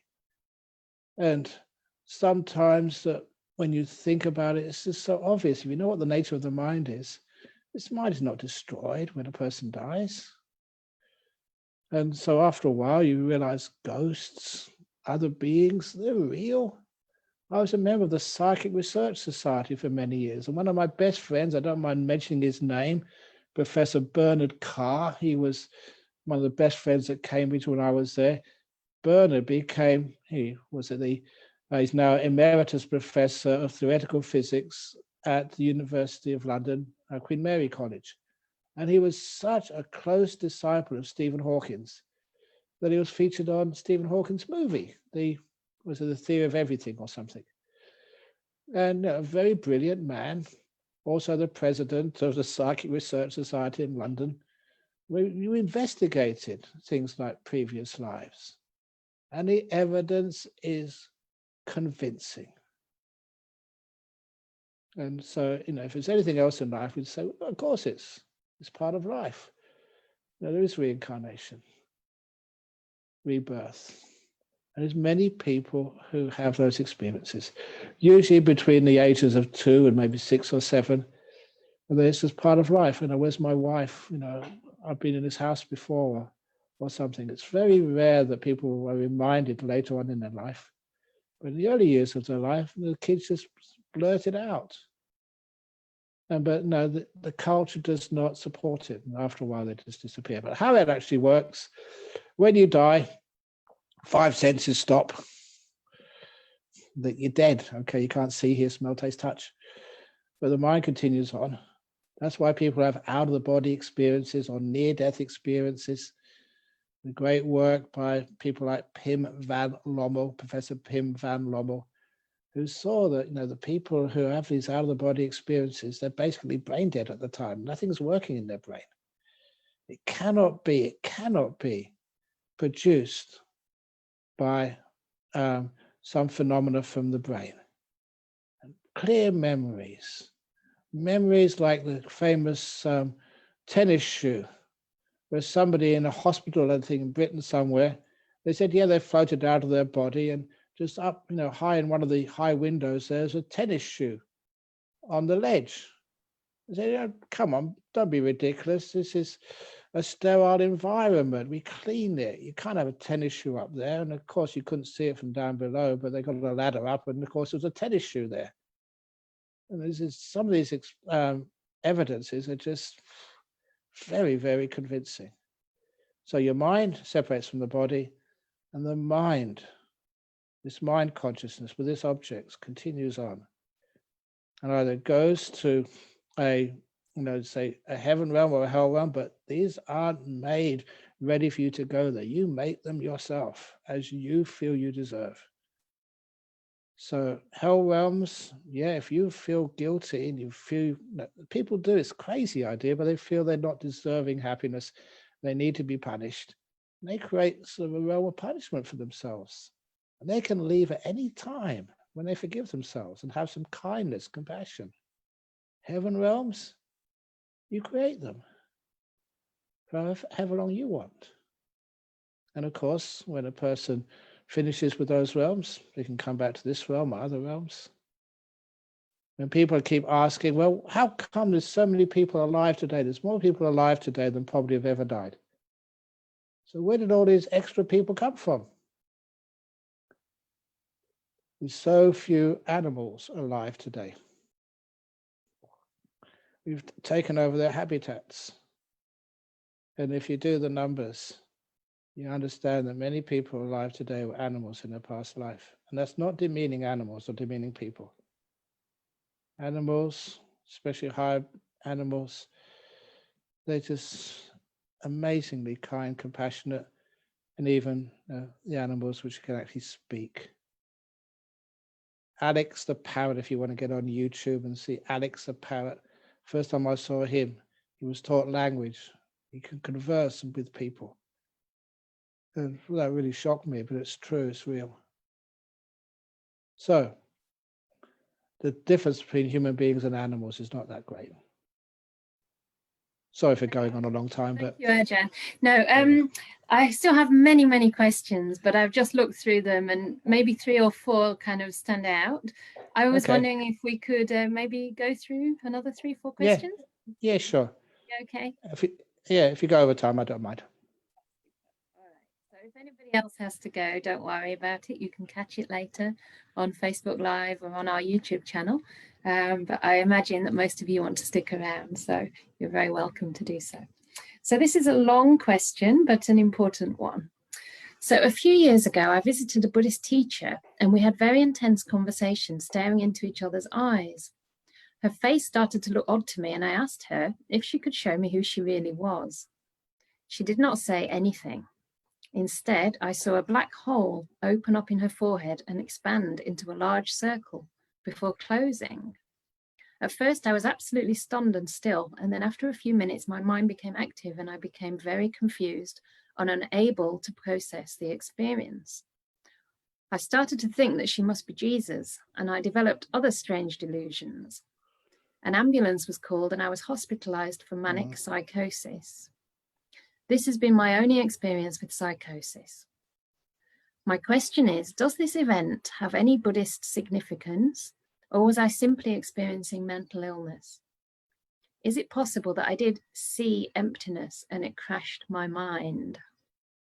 Yeah, it's probably what you saw. From what you say to me, there was not a problem there at all, that you were looking for something and your mind managed to concoct something and to perceive it in a way which no one else could perceive. Look, I'll tell you something similar, which may reassure you. There was, when I was in Penang many years ago, and the disciples over there said, can you please give a few minutes to this lady who's had a psychosis? No one can help her. She's not a Buddhist, but she had some experience, and she's been to so many psychologists, psychiatrists, and people. And she came in front of me, and I just asked her, well, what's the problem? What happened? And then she said what happened to her, and I listened intently to every word, not interrupting her. And when she finished, I said, I know what you had. That was a jhana experience. And I added a few extra things, which I know about those states, which she had mentioned to me. She said, yes, that's it. What had happened? She'd fluked to deep meditation, the jhana, and no one else had understood what she was going through, and they called it a psychosis. She wasn't mentally ill. She'd had an experience which no one else could understand. So your experience, even though you say who you really are, and that teacher, didn't know really what to answer. She wasn't showing you anything. It's what you were seeing. A hole come up, an emptiness. That was how your mind interpreted that particular phenomena. And your mind is amazing what it can do. So if you'd have come to me and said, oh, it's really great, that's really nice, that's what it means. You haven't got psychosis at all. It's just you're seeing things in a way which most other people don't see it. But just carry on and just have your lunch and go back to work. But it's the way we react to these phenomena. That is what causes a psychosis.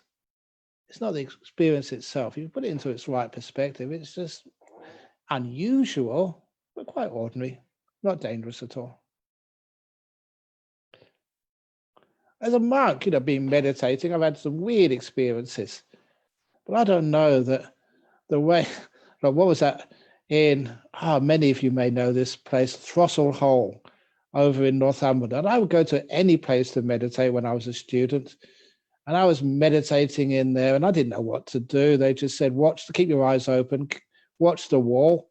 And I was still enough and peaceful enough. I was just watching this wall in a meditation center, and then the wall vanished. It just disappeared into nothingness. There was nothing there, which was really weird. But instead of getting scared and reacting, say, I've had some psychosis or something, I say, wow, this is really cool. What it really was just my mind was becoming still and seeing all sorts of wonderful things. So don't confuse meditation experiences with psychosis. Okay, so this is about meditation. This person says, I'm fairly new to meditation, and although I prefer to close my eyes, when I do, I experience quite an intense swaying or rocking sensation, even though I'm sitting still. How can I overcome this? For goodness sake, don't try to overcome it. Don't control it. There was one lady years ago that she asked the same question to me, the very same question. And I said, okay, I'll watch you the next meditation. And I'm watching her the next meditation. She said, yeah, did you see me swaying? I said, I watched every moment of you and you weren't swaying at all. You were perfectly still. She didn't believe me. And so I got somebody else to watch as well. This was just a perception she had of swaying, but she was actually perfectly still. There are some people who actually do really sway. Let yourself sway. Just what the body needs to do. It's not your job to control your body. Don't even try to overcome it. Make peace with it. Be kind to it. Open your doors of perception to that reality. If it really is swaying, I don't know why the body needs to do that, but it's fixing up some sort of problem in the body. And let the body decide how it's going to heal itself. You butt out and let it sway.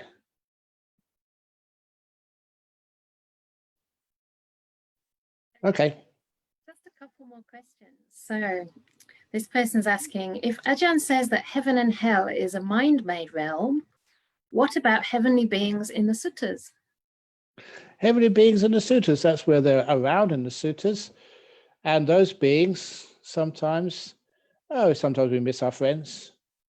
And sometimes that something happens that they can even help. I don't know how many people have had heavenly beings come to assist you. And it's weird, but okay, one of the great stories was of this American guy. Oh, this is weird, but because I know everybody involved in this, and it's true. He was working in the Peace Corps in Thailand. He wanted to become a monk. He didn't know what to do to become a monk. He asked a concierge at the hotel, who knows other places where Americans can go, but he didn't really know where to go to a good monastery. But he said there's one monastery in the center of Bangkok, Wat Pawan. There's some Westerners go there.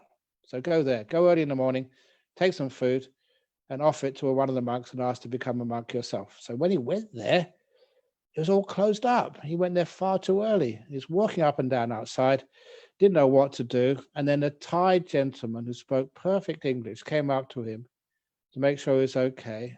And when he said he wanted to become a monk, the Thai gentleman sort of said, well, it's too early now, but I can take you inside. I've got the keys. And went through this iron gate, opened the gate, went into the main hall where people are ordained, explained all of the paintings in great detail to him. Time went past, and when it was finished, he led him outside, said, just go and stand over there. The monk will be out in a few minutes, which he did. And then he started his training to become a monk, but he couldn't understand the people giving him the instructions. So he said, haven't you got anyone who could speak proper English in this monastery? He said, no, this is our best. And what about that layman who took me inside? And that's when they all stopped. What layman? The layman who opened the door. He said, you can't open the door there. That's the royal gate. Only royal family of Thailand can go through that gate. And I know that's true. And because that's what he said, he was taken to the abbot's office immediately. When the abbot started listening to what he was saying, he said, "That's impossible. Stop." And he brought in the secretary to record everything. Only kings are allowed through that gate. You can't even turn on the electricity at that place. No one has got the keys to the main hall except, I think, the abbot and a couple of senior monks. And not even the old abbot knew the story behind all those wall paintings. And after recording everything, they asked this young American, sort of, what did the fellow look like? Like, I don't know. He was just a type. He was wearing old-fashioned clothes, good clothes. What did he look like? Like many people, you're scratching your head and thinking, and then the American stopped and froze. It's him. They had a portrait of him on the wall. It was King Rama V, an old king of Thailand who had since died many years ago, who was the main sponsor. He actually built that meditation hall. He could go through those gates because he was royalty. And I told that story so many times. I remember telling it in the Thai ambassador's residence in Singapore many years ago. And the Thai ambassador said, "Yeah, I know that story, it's true." So that man eventually became a monk in one of the forest monasteries in Thailand. And then he went to the United States. But I won't tell you his name because when things like that happen, you don't want to bring attention to people. It's weird, but true. Heavenly beings will sometimes come and help if you really need it. Thank you so much, Ajahn. So there are still lots more questions, so I'm not sure how much time you think we could talk. No, I'm happy to go for another half an hour. Oh, that's awesome. Yeah, Okay, great. So let's go for this one. My adult son says hurtful things when he gets angry at me, and then I push him away. He never says sorry, and this makes me angry as it seems to be me that always says sorry. Yeah.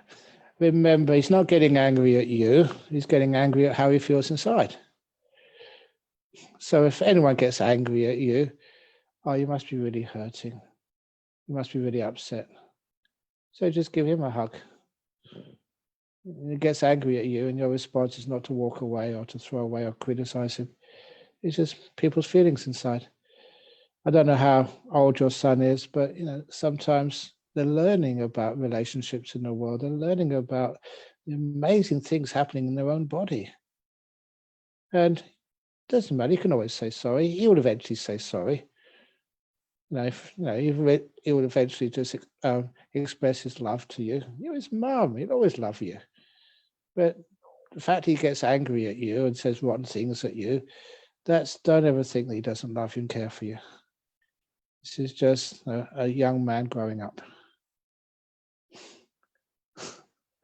So keep on loving him, being kind to him, getting his favorite food or whatever, and just understand that his anger is not a reflection on any of your conduct. It's a reflection on how he feels, a young man growing up.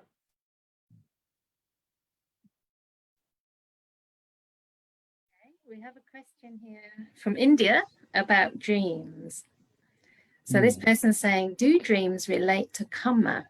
Do they have something to do with the past life? Do they have any meaning? Well, sometimes if you dream something many, many times, and it's a very clear dream, then it could do. So, but usually I say it has to be repeated. Just one dream is not enough to really depend upon. But if you keep dreaming it again and again and again, then maybe there is something there. This is a little bit of an answer which is off question, but it was a beautiful story which I read in a book about heart transplants. Because there was a young woman, she was only about a girl really, 9 or 10 years of age, and something wrong with her heart. So they managed to find a sort of a donor, someone who had died, and give her the heart. And it was obviously just a very traumatic operation.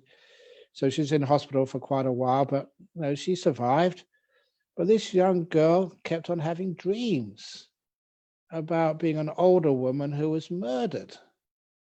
And it was the same dream repeated again and again and again. She told her mother, and because it was a consistent dream repeated several times, the mother just went to the police.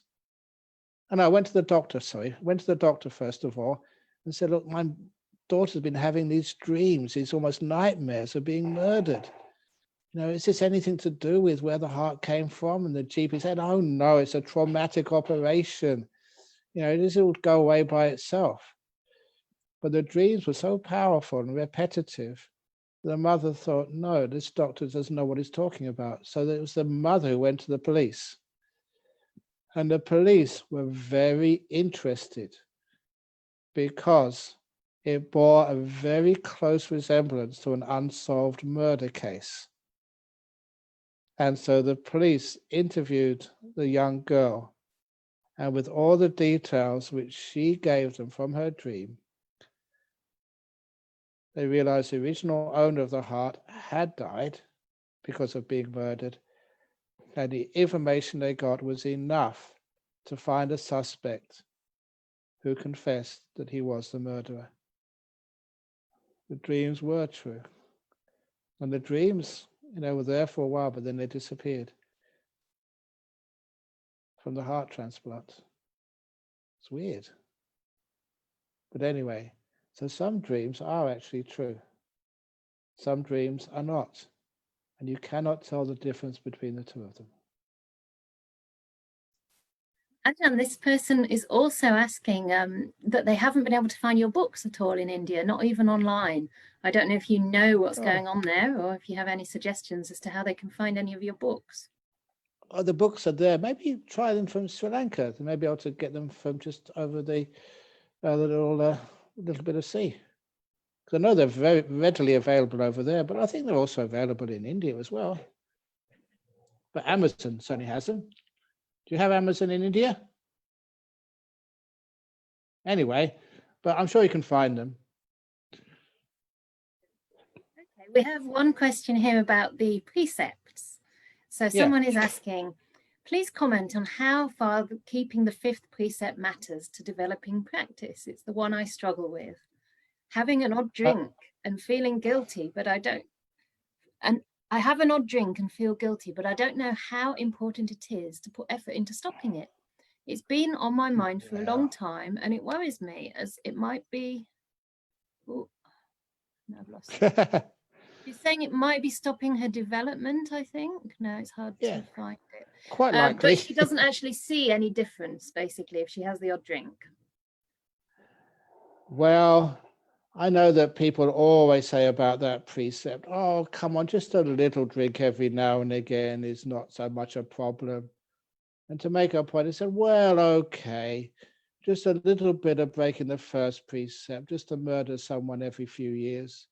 Just a little bit of thievery, the second precept. Just a little bit of sexual misconduct, a few affairs every now and again. It's only a few affairs every now and again. A little bit of lying doesn't matter, but the point is, of course it does. So even a small amount of alcohol, what do you want to take the alcohol for? Now, years and years ago, and I could give up alcohol and I could still go to all the parties. As I tell people, I got invited to more parties when I gave up alcohol. And the reason is because they wanted someone sober to drive them all home afterwards. And that's my job. So you don't need to have alcohol. Just give it up. And you'll find you'll feel much better, because now it's like you're in charge of what you drink, rather than being sort of controlled by the alcohol. Alcohol's not necessary. Does a dog drink alcohol? If you have a dog or a cat, just put a saucer of alcohol or whiskey out for the cat. See what the cat does. See what the dog does. Animals are quite wise. Okay. So we want a little clarification here about what you said earlier about rebirth. So the person's asking, when you said that the mind continues on, does it mean the same mind looks for the new body to be reborn in when we die? It's not the same mind, but this mind creates that mind, which creates the next mind, which creates the next mind, which creates the next mind. It's a process which continues. And to understand what that process is, the best simile which I came up with was, you eat a mango, and then after, delicious mango, nice and sweet, made of lots and lots of dog poo. That's only an extra. But then after eating a mango, you plant the seed in the garden. And of course, a tree comes up after a few years and you eat the new mango. And the question is, what went from the first mango to the second mango? And you know that you can actually trace the whole process. First of all, when that seed is put in the ground and it splits, it starts to germinate. The little sort of plant pushes its way up through the soil until it just breaks the surface of the soil. You get what looks like a piece of grass, first of all, but it's a mango growing. And as that mango grows, it becomes a little sapling. The sapling becomes a small tree. The tree gets bigger and eventually puts forth branches, and the branches have leaves. And then one day you see little flowers on the end of the leaves, and the flowers get pollinated, and then they fatten up at their roots, and a bulge comes up, and that bulge gets bigger and bigger and nice and green, and soon it starts to get yellow. It's a mango, a new mango. You can know every connection from one moment to the next of that mango tree. But even the molecules, the DNA of the old mango, the new mango are different. They're not the same, they're slightly different. So what went across from one to the other? As the Buddha would say, they're not different, but they're not the same. It's a process. That's just how this process of mind, the stream of consciousness, rolls on, changing little bit by little bit as we mature.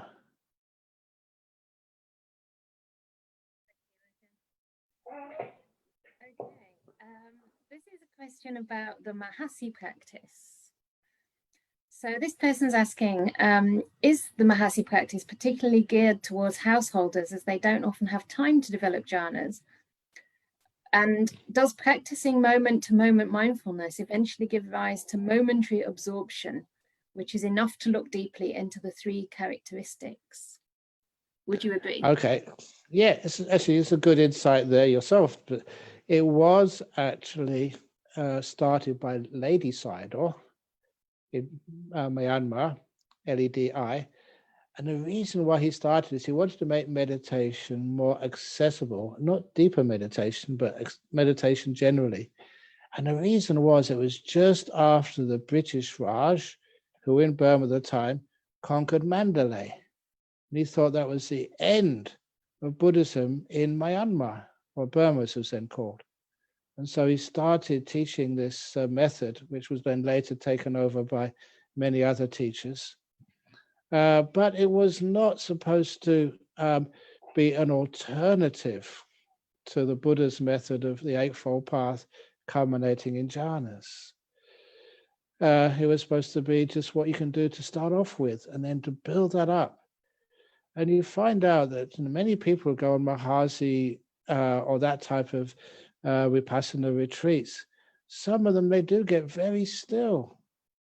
And their stillness gets so strong, they do experience these beautiful, bright nimittas and jhanas. There isn't 2 ways of meditation or 5 ways of meditation. It's just meditation, which is just letting go, becoming still, getting jhanas, and getting insight afterwards. That's just a path of meditation. And just momentary jhanas, if you know what jhanas are, you can't stay there for a moment. They're too powerful for that. They're too stable. So, the jhanas, it has to be at least sort of, an hour or so, even like a first jhana. It's just too beautiful, wonderful. You can't just, go to a Led Zeppelin concert just to go in there and come out afterwards, just for 1 second. There's no momentary thing there. You have to stay there for a long time. Isn't that the case? when you were a young lady, Venerable Canda. So the whole idea is just a bit of a myth and momentary. Instead of calling it concentration, I always prefer to call samadhi stillness. When you call it stillness, momentary stillness, it's what's called an oxymoron. Doesn't make any sense at all. Stillness is stable, and stability is noticed, is part of its characteristic. It lasts for a long time. There's one more question, and then I was going to invite you to say a little bit about the Anukampa Bhikkhuni Project, Ajahn, if that's Okay, good, yeah. okay with you. Yeah, So sure. this question is again about rebirth and how we choose our particular rebirth. Oh, So yeah. they're asking, seeing as most people are so attached to things like gender and ethnicity, how are people reborn outside these parameters? What kind of things would be of heavier weight? Is the people you are attached to and care for. So you find a lot of people get reborn in families they've been reborn into before, or because they get attracted. That's their known characteristics. Or they have an aspiration in there before they die. They want to be reborn in this place after they die or something. So, and there's also the time that sometimes is just what's available. So they can only get, a rebirth in this place because that's the only available room for hire, if you like, for your lifetime. So there's many, many reasons. There's aspirations. There's the purpose of what you're going to be reborn into. Because somebody once asked that question, and I get into trouble with these ideas, but no, I think they're valid. Does the Buddha have to be a man? And of course, our last Buddha, Buddha Gautama, was a male, because if he was born as a female in that generation, he wouldn't have got as much traction with his teachings. But our next Buddha, could they be born as a woman? Certainly. Have to be born in India? Why? Could be born in China, could be born in US, Africa. Who knows? If you were going to be a Buddha, where would you choose to be reborn? Where you can have the greatest effect? And sometimes they realize that, yeah, let's do a little bit for equity as well. Not just with white people and white elite privilege. Let's be reborn in Africa. Why not? So you can see just why a person would be reborn in a particular body. The Buddha's not white, black, or yellow, or whatever, not male or female. It's not identifying with the body, the vehicle they drive. Just because you drive a Mercedes doesn't mean you're German. These are just the vehicles which we choose. What's actually inside is more important. I know the sutras say that the Buddha is always going to be reborn as a man, but at that time you can see the logic behind that, but times have changed. Lovely to imagine that the next Buddha could be perhaps a queer black female. And it could also be, obviously once you're a monk or a nun, you don't have that sexuality anymore. You say, I was a queer, I was a lesbian or whatever. But anyway, it's wonderful that we do have now in Britain fully ordained bhikkhunis, which is wonderful. The Anukampa Bhikkhuni Project, which, it's all right to listen to talks, but then sometimes we need to do something to make sure these talks happen more often, and not just from me, but just from Venerable Bhikkhuni Canda, who's a bit of a hero in my eyes because she's there all by herself, doing a huge amount of work. She does get very tired. I mean, she probably gets embarrassed me saying this because, just living in that house all by herself and the amount of admin work she does is immense. It would torture many people, and she's doing this out of kindness and compassion. But you can't live like that for too long as a monastic. You do need some help. So it's not just giving. Donations are easy to give. You just write out a check or send it online, but actually just to give something much more than that, some physical help. And if you do give the physical help, please always remember to, if you promise something, to keep that promise. Don't just come, oh yeah, I'll help you, and then 6 months later disappear because those other things are more important. Just imagine what it must be like to be a bhikkhuni in England, living alone, and just supporting all of this. It's easy for me. I just come here, log on, and just start speaking. But actually making it all possible happen, that's something totally different and heroic. So please, any of you who have skills, not talking about money, has skills, can actually just help with the newsletters, internet, so many other things, organizing things. So that's a wonderful thing to offer. Offer your hands and your head, not your wallet. Since I am a Bhikkhuni, Ajahn, and I often speak about the Bhikkhuni cause and why it's important for us to have Bhikkhunis, it's easy for me to say that as a female, but why do you think that it's important that we do have female leaders and female monastics? What would your perspective be on that? There's so many perspectives. One out of many perspectives is religion has taken a hammering in recent years because of sexual abuse, not just of women by senior monks or teachers or priests or something, but also just the abuse in so many other areas of life. You just look at the news and there's always some problem. Over here in Australia, there's a High Court judge has been abused of sexually abusing the people working with him. And that's gross. It's just so all over the place.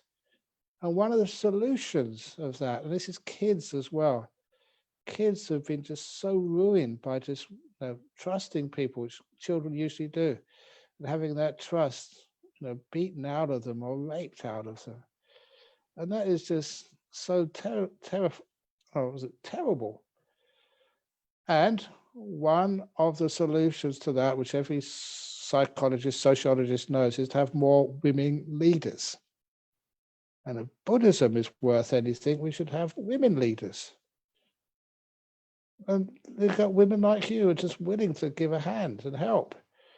You don't always need to have monks just running the show. And that's one of the reasons why I'm very happy that you're over there and just learning how to be a leader and growing in leadership. You can't do that if you're just like a 10 precept nun.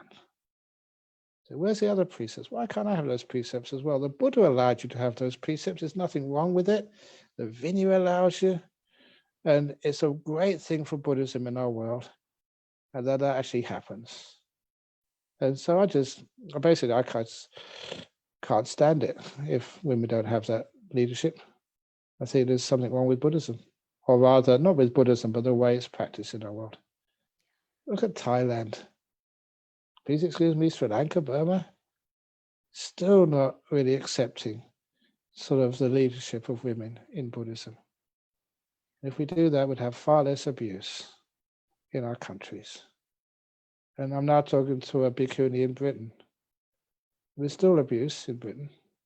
There's still sort of elites and those who are disadvantaged. And believe it or not, that you're part of that solution. In fact, there's a bhikkhuni there. There's a leader.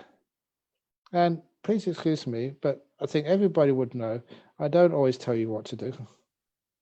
In fact, I try not to tell you what to do, because I want you to make your own mistakes and grow out of those mistakes and learn and become a sort of strong sort of advocate to show people that women can do as best as men, probably even better.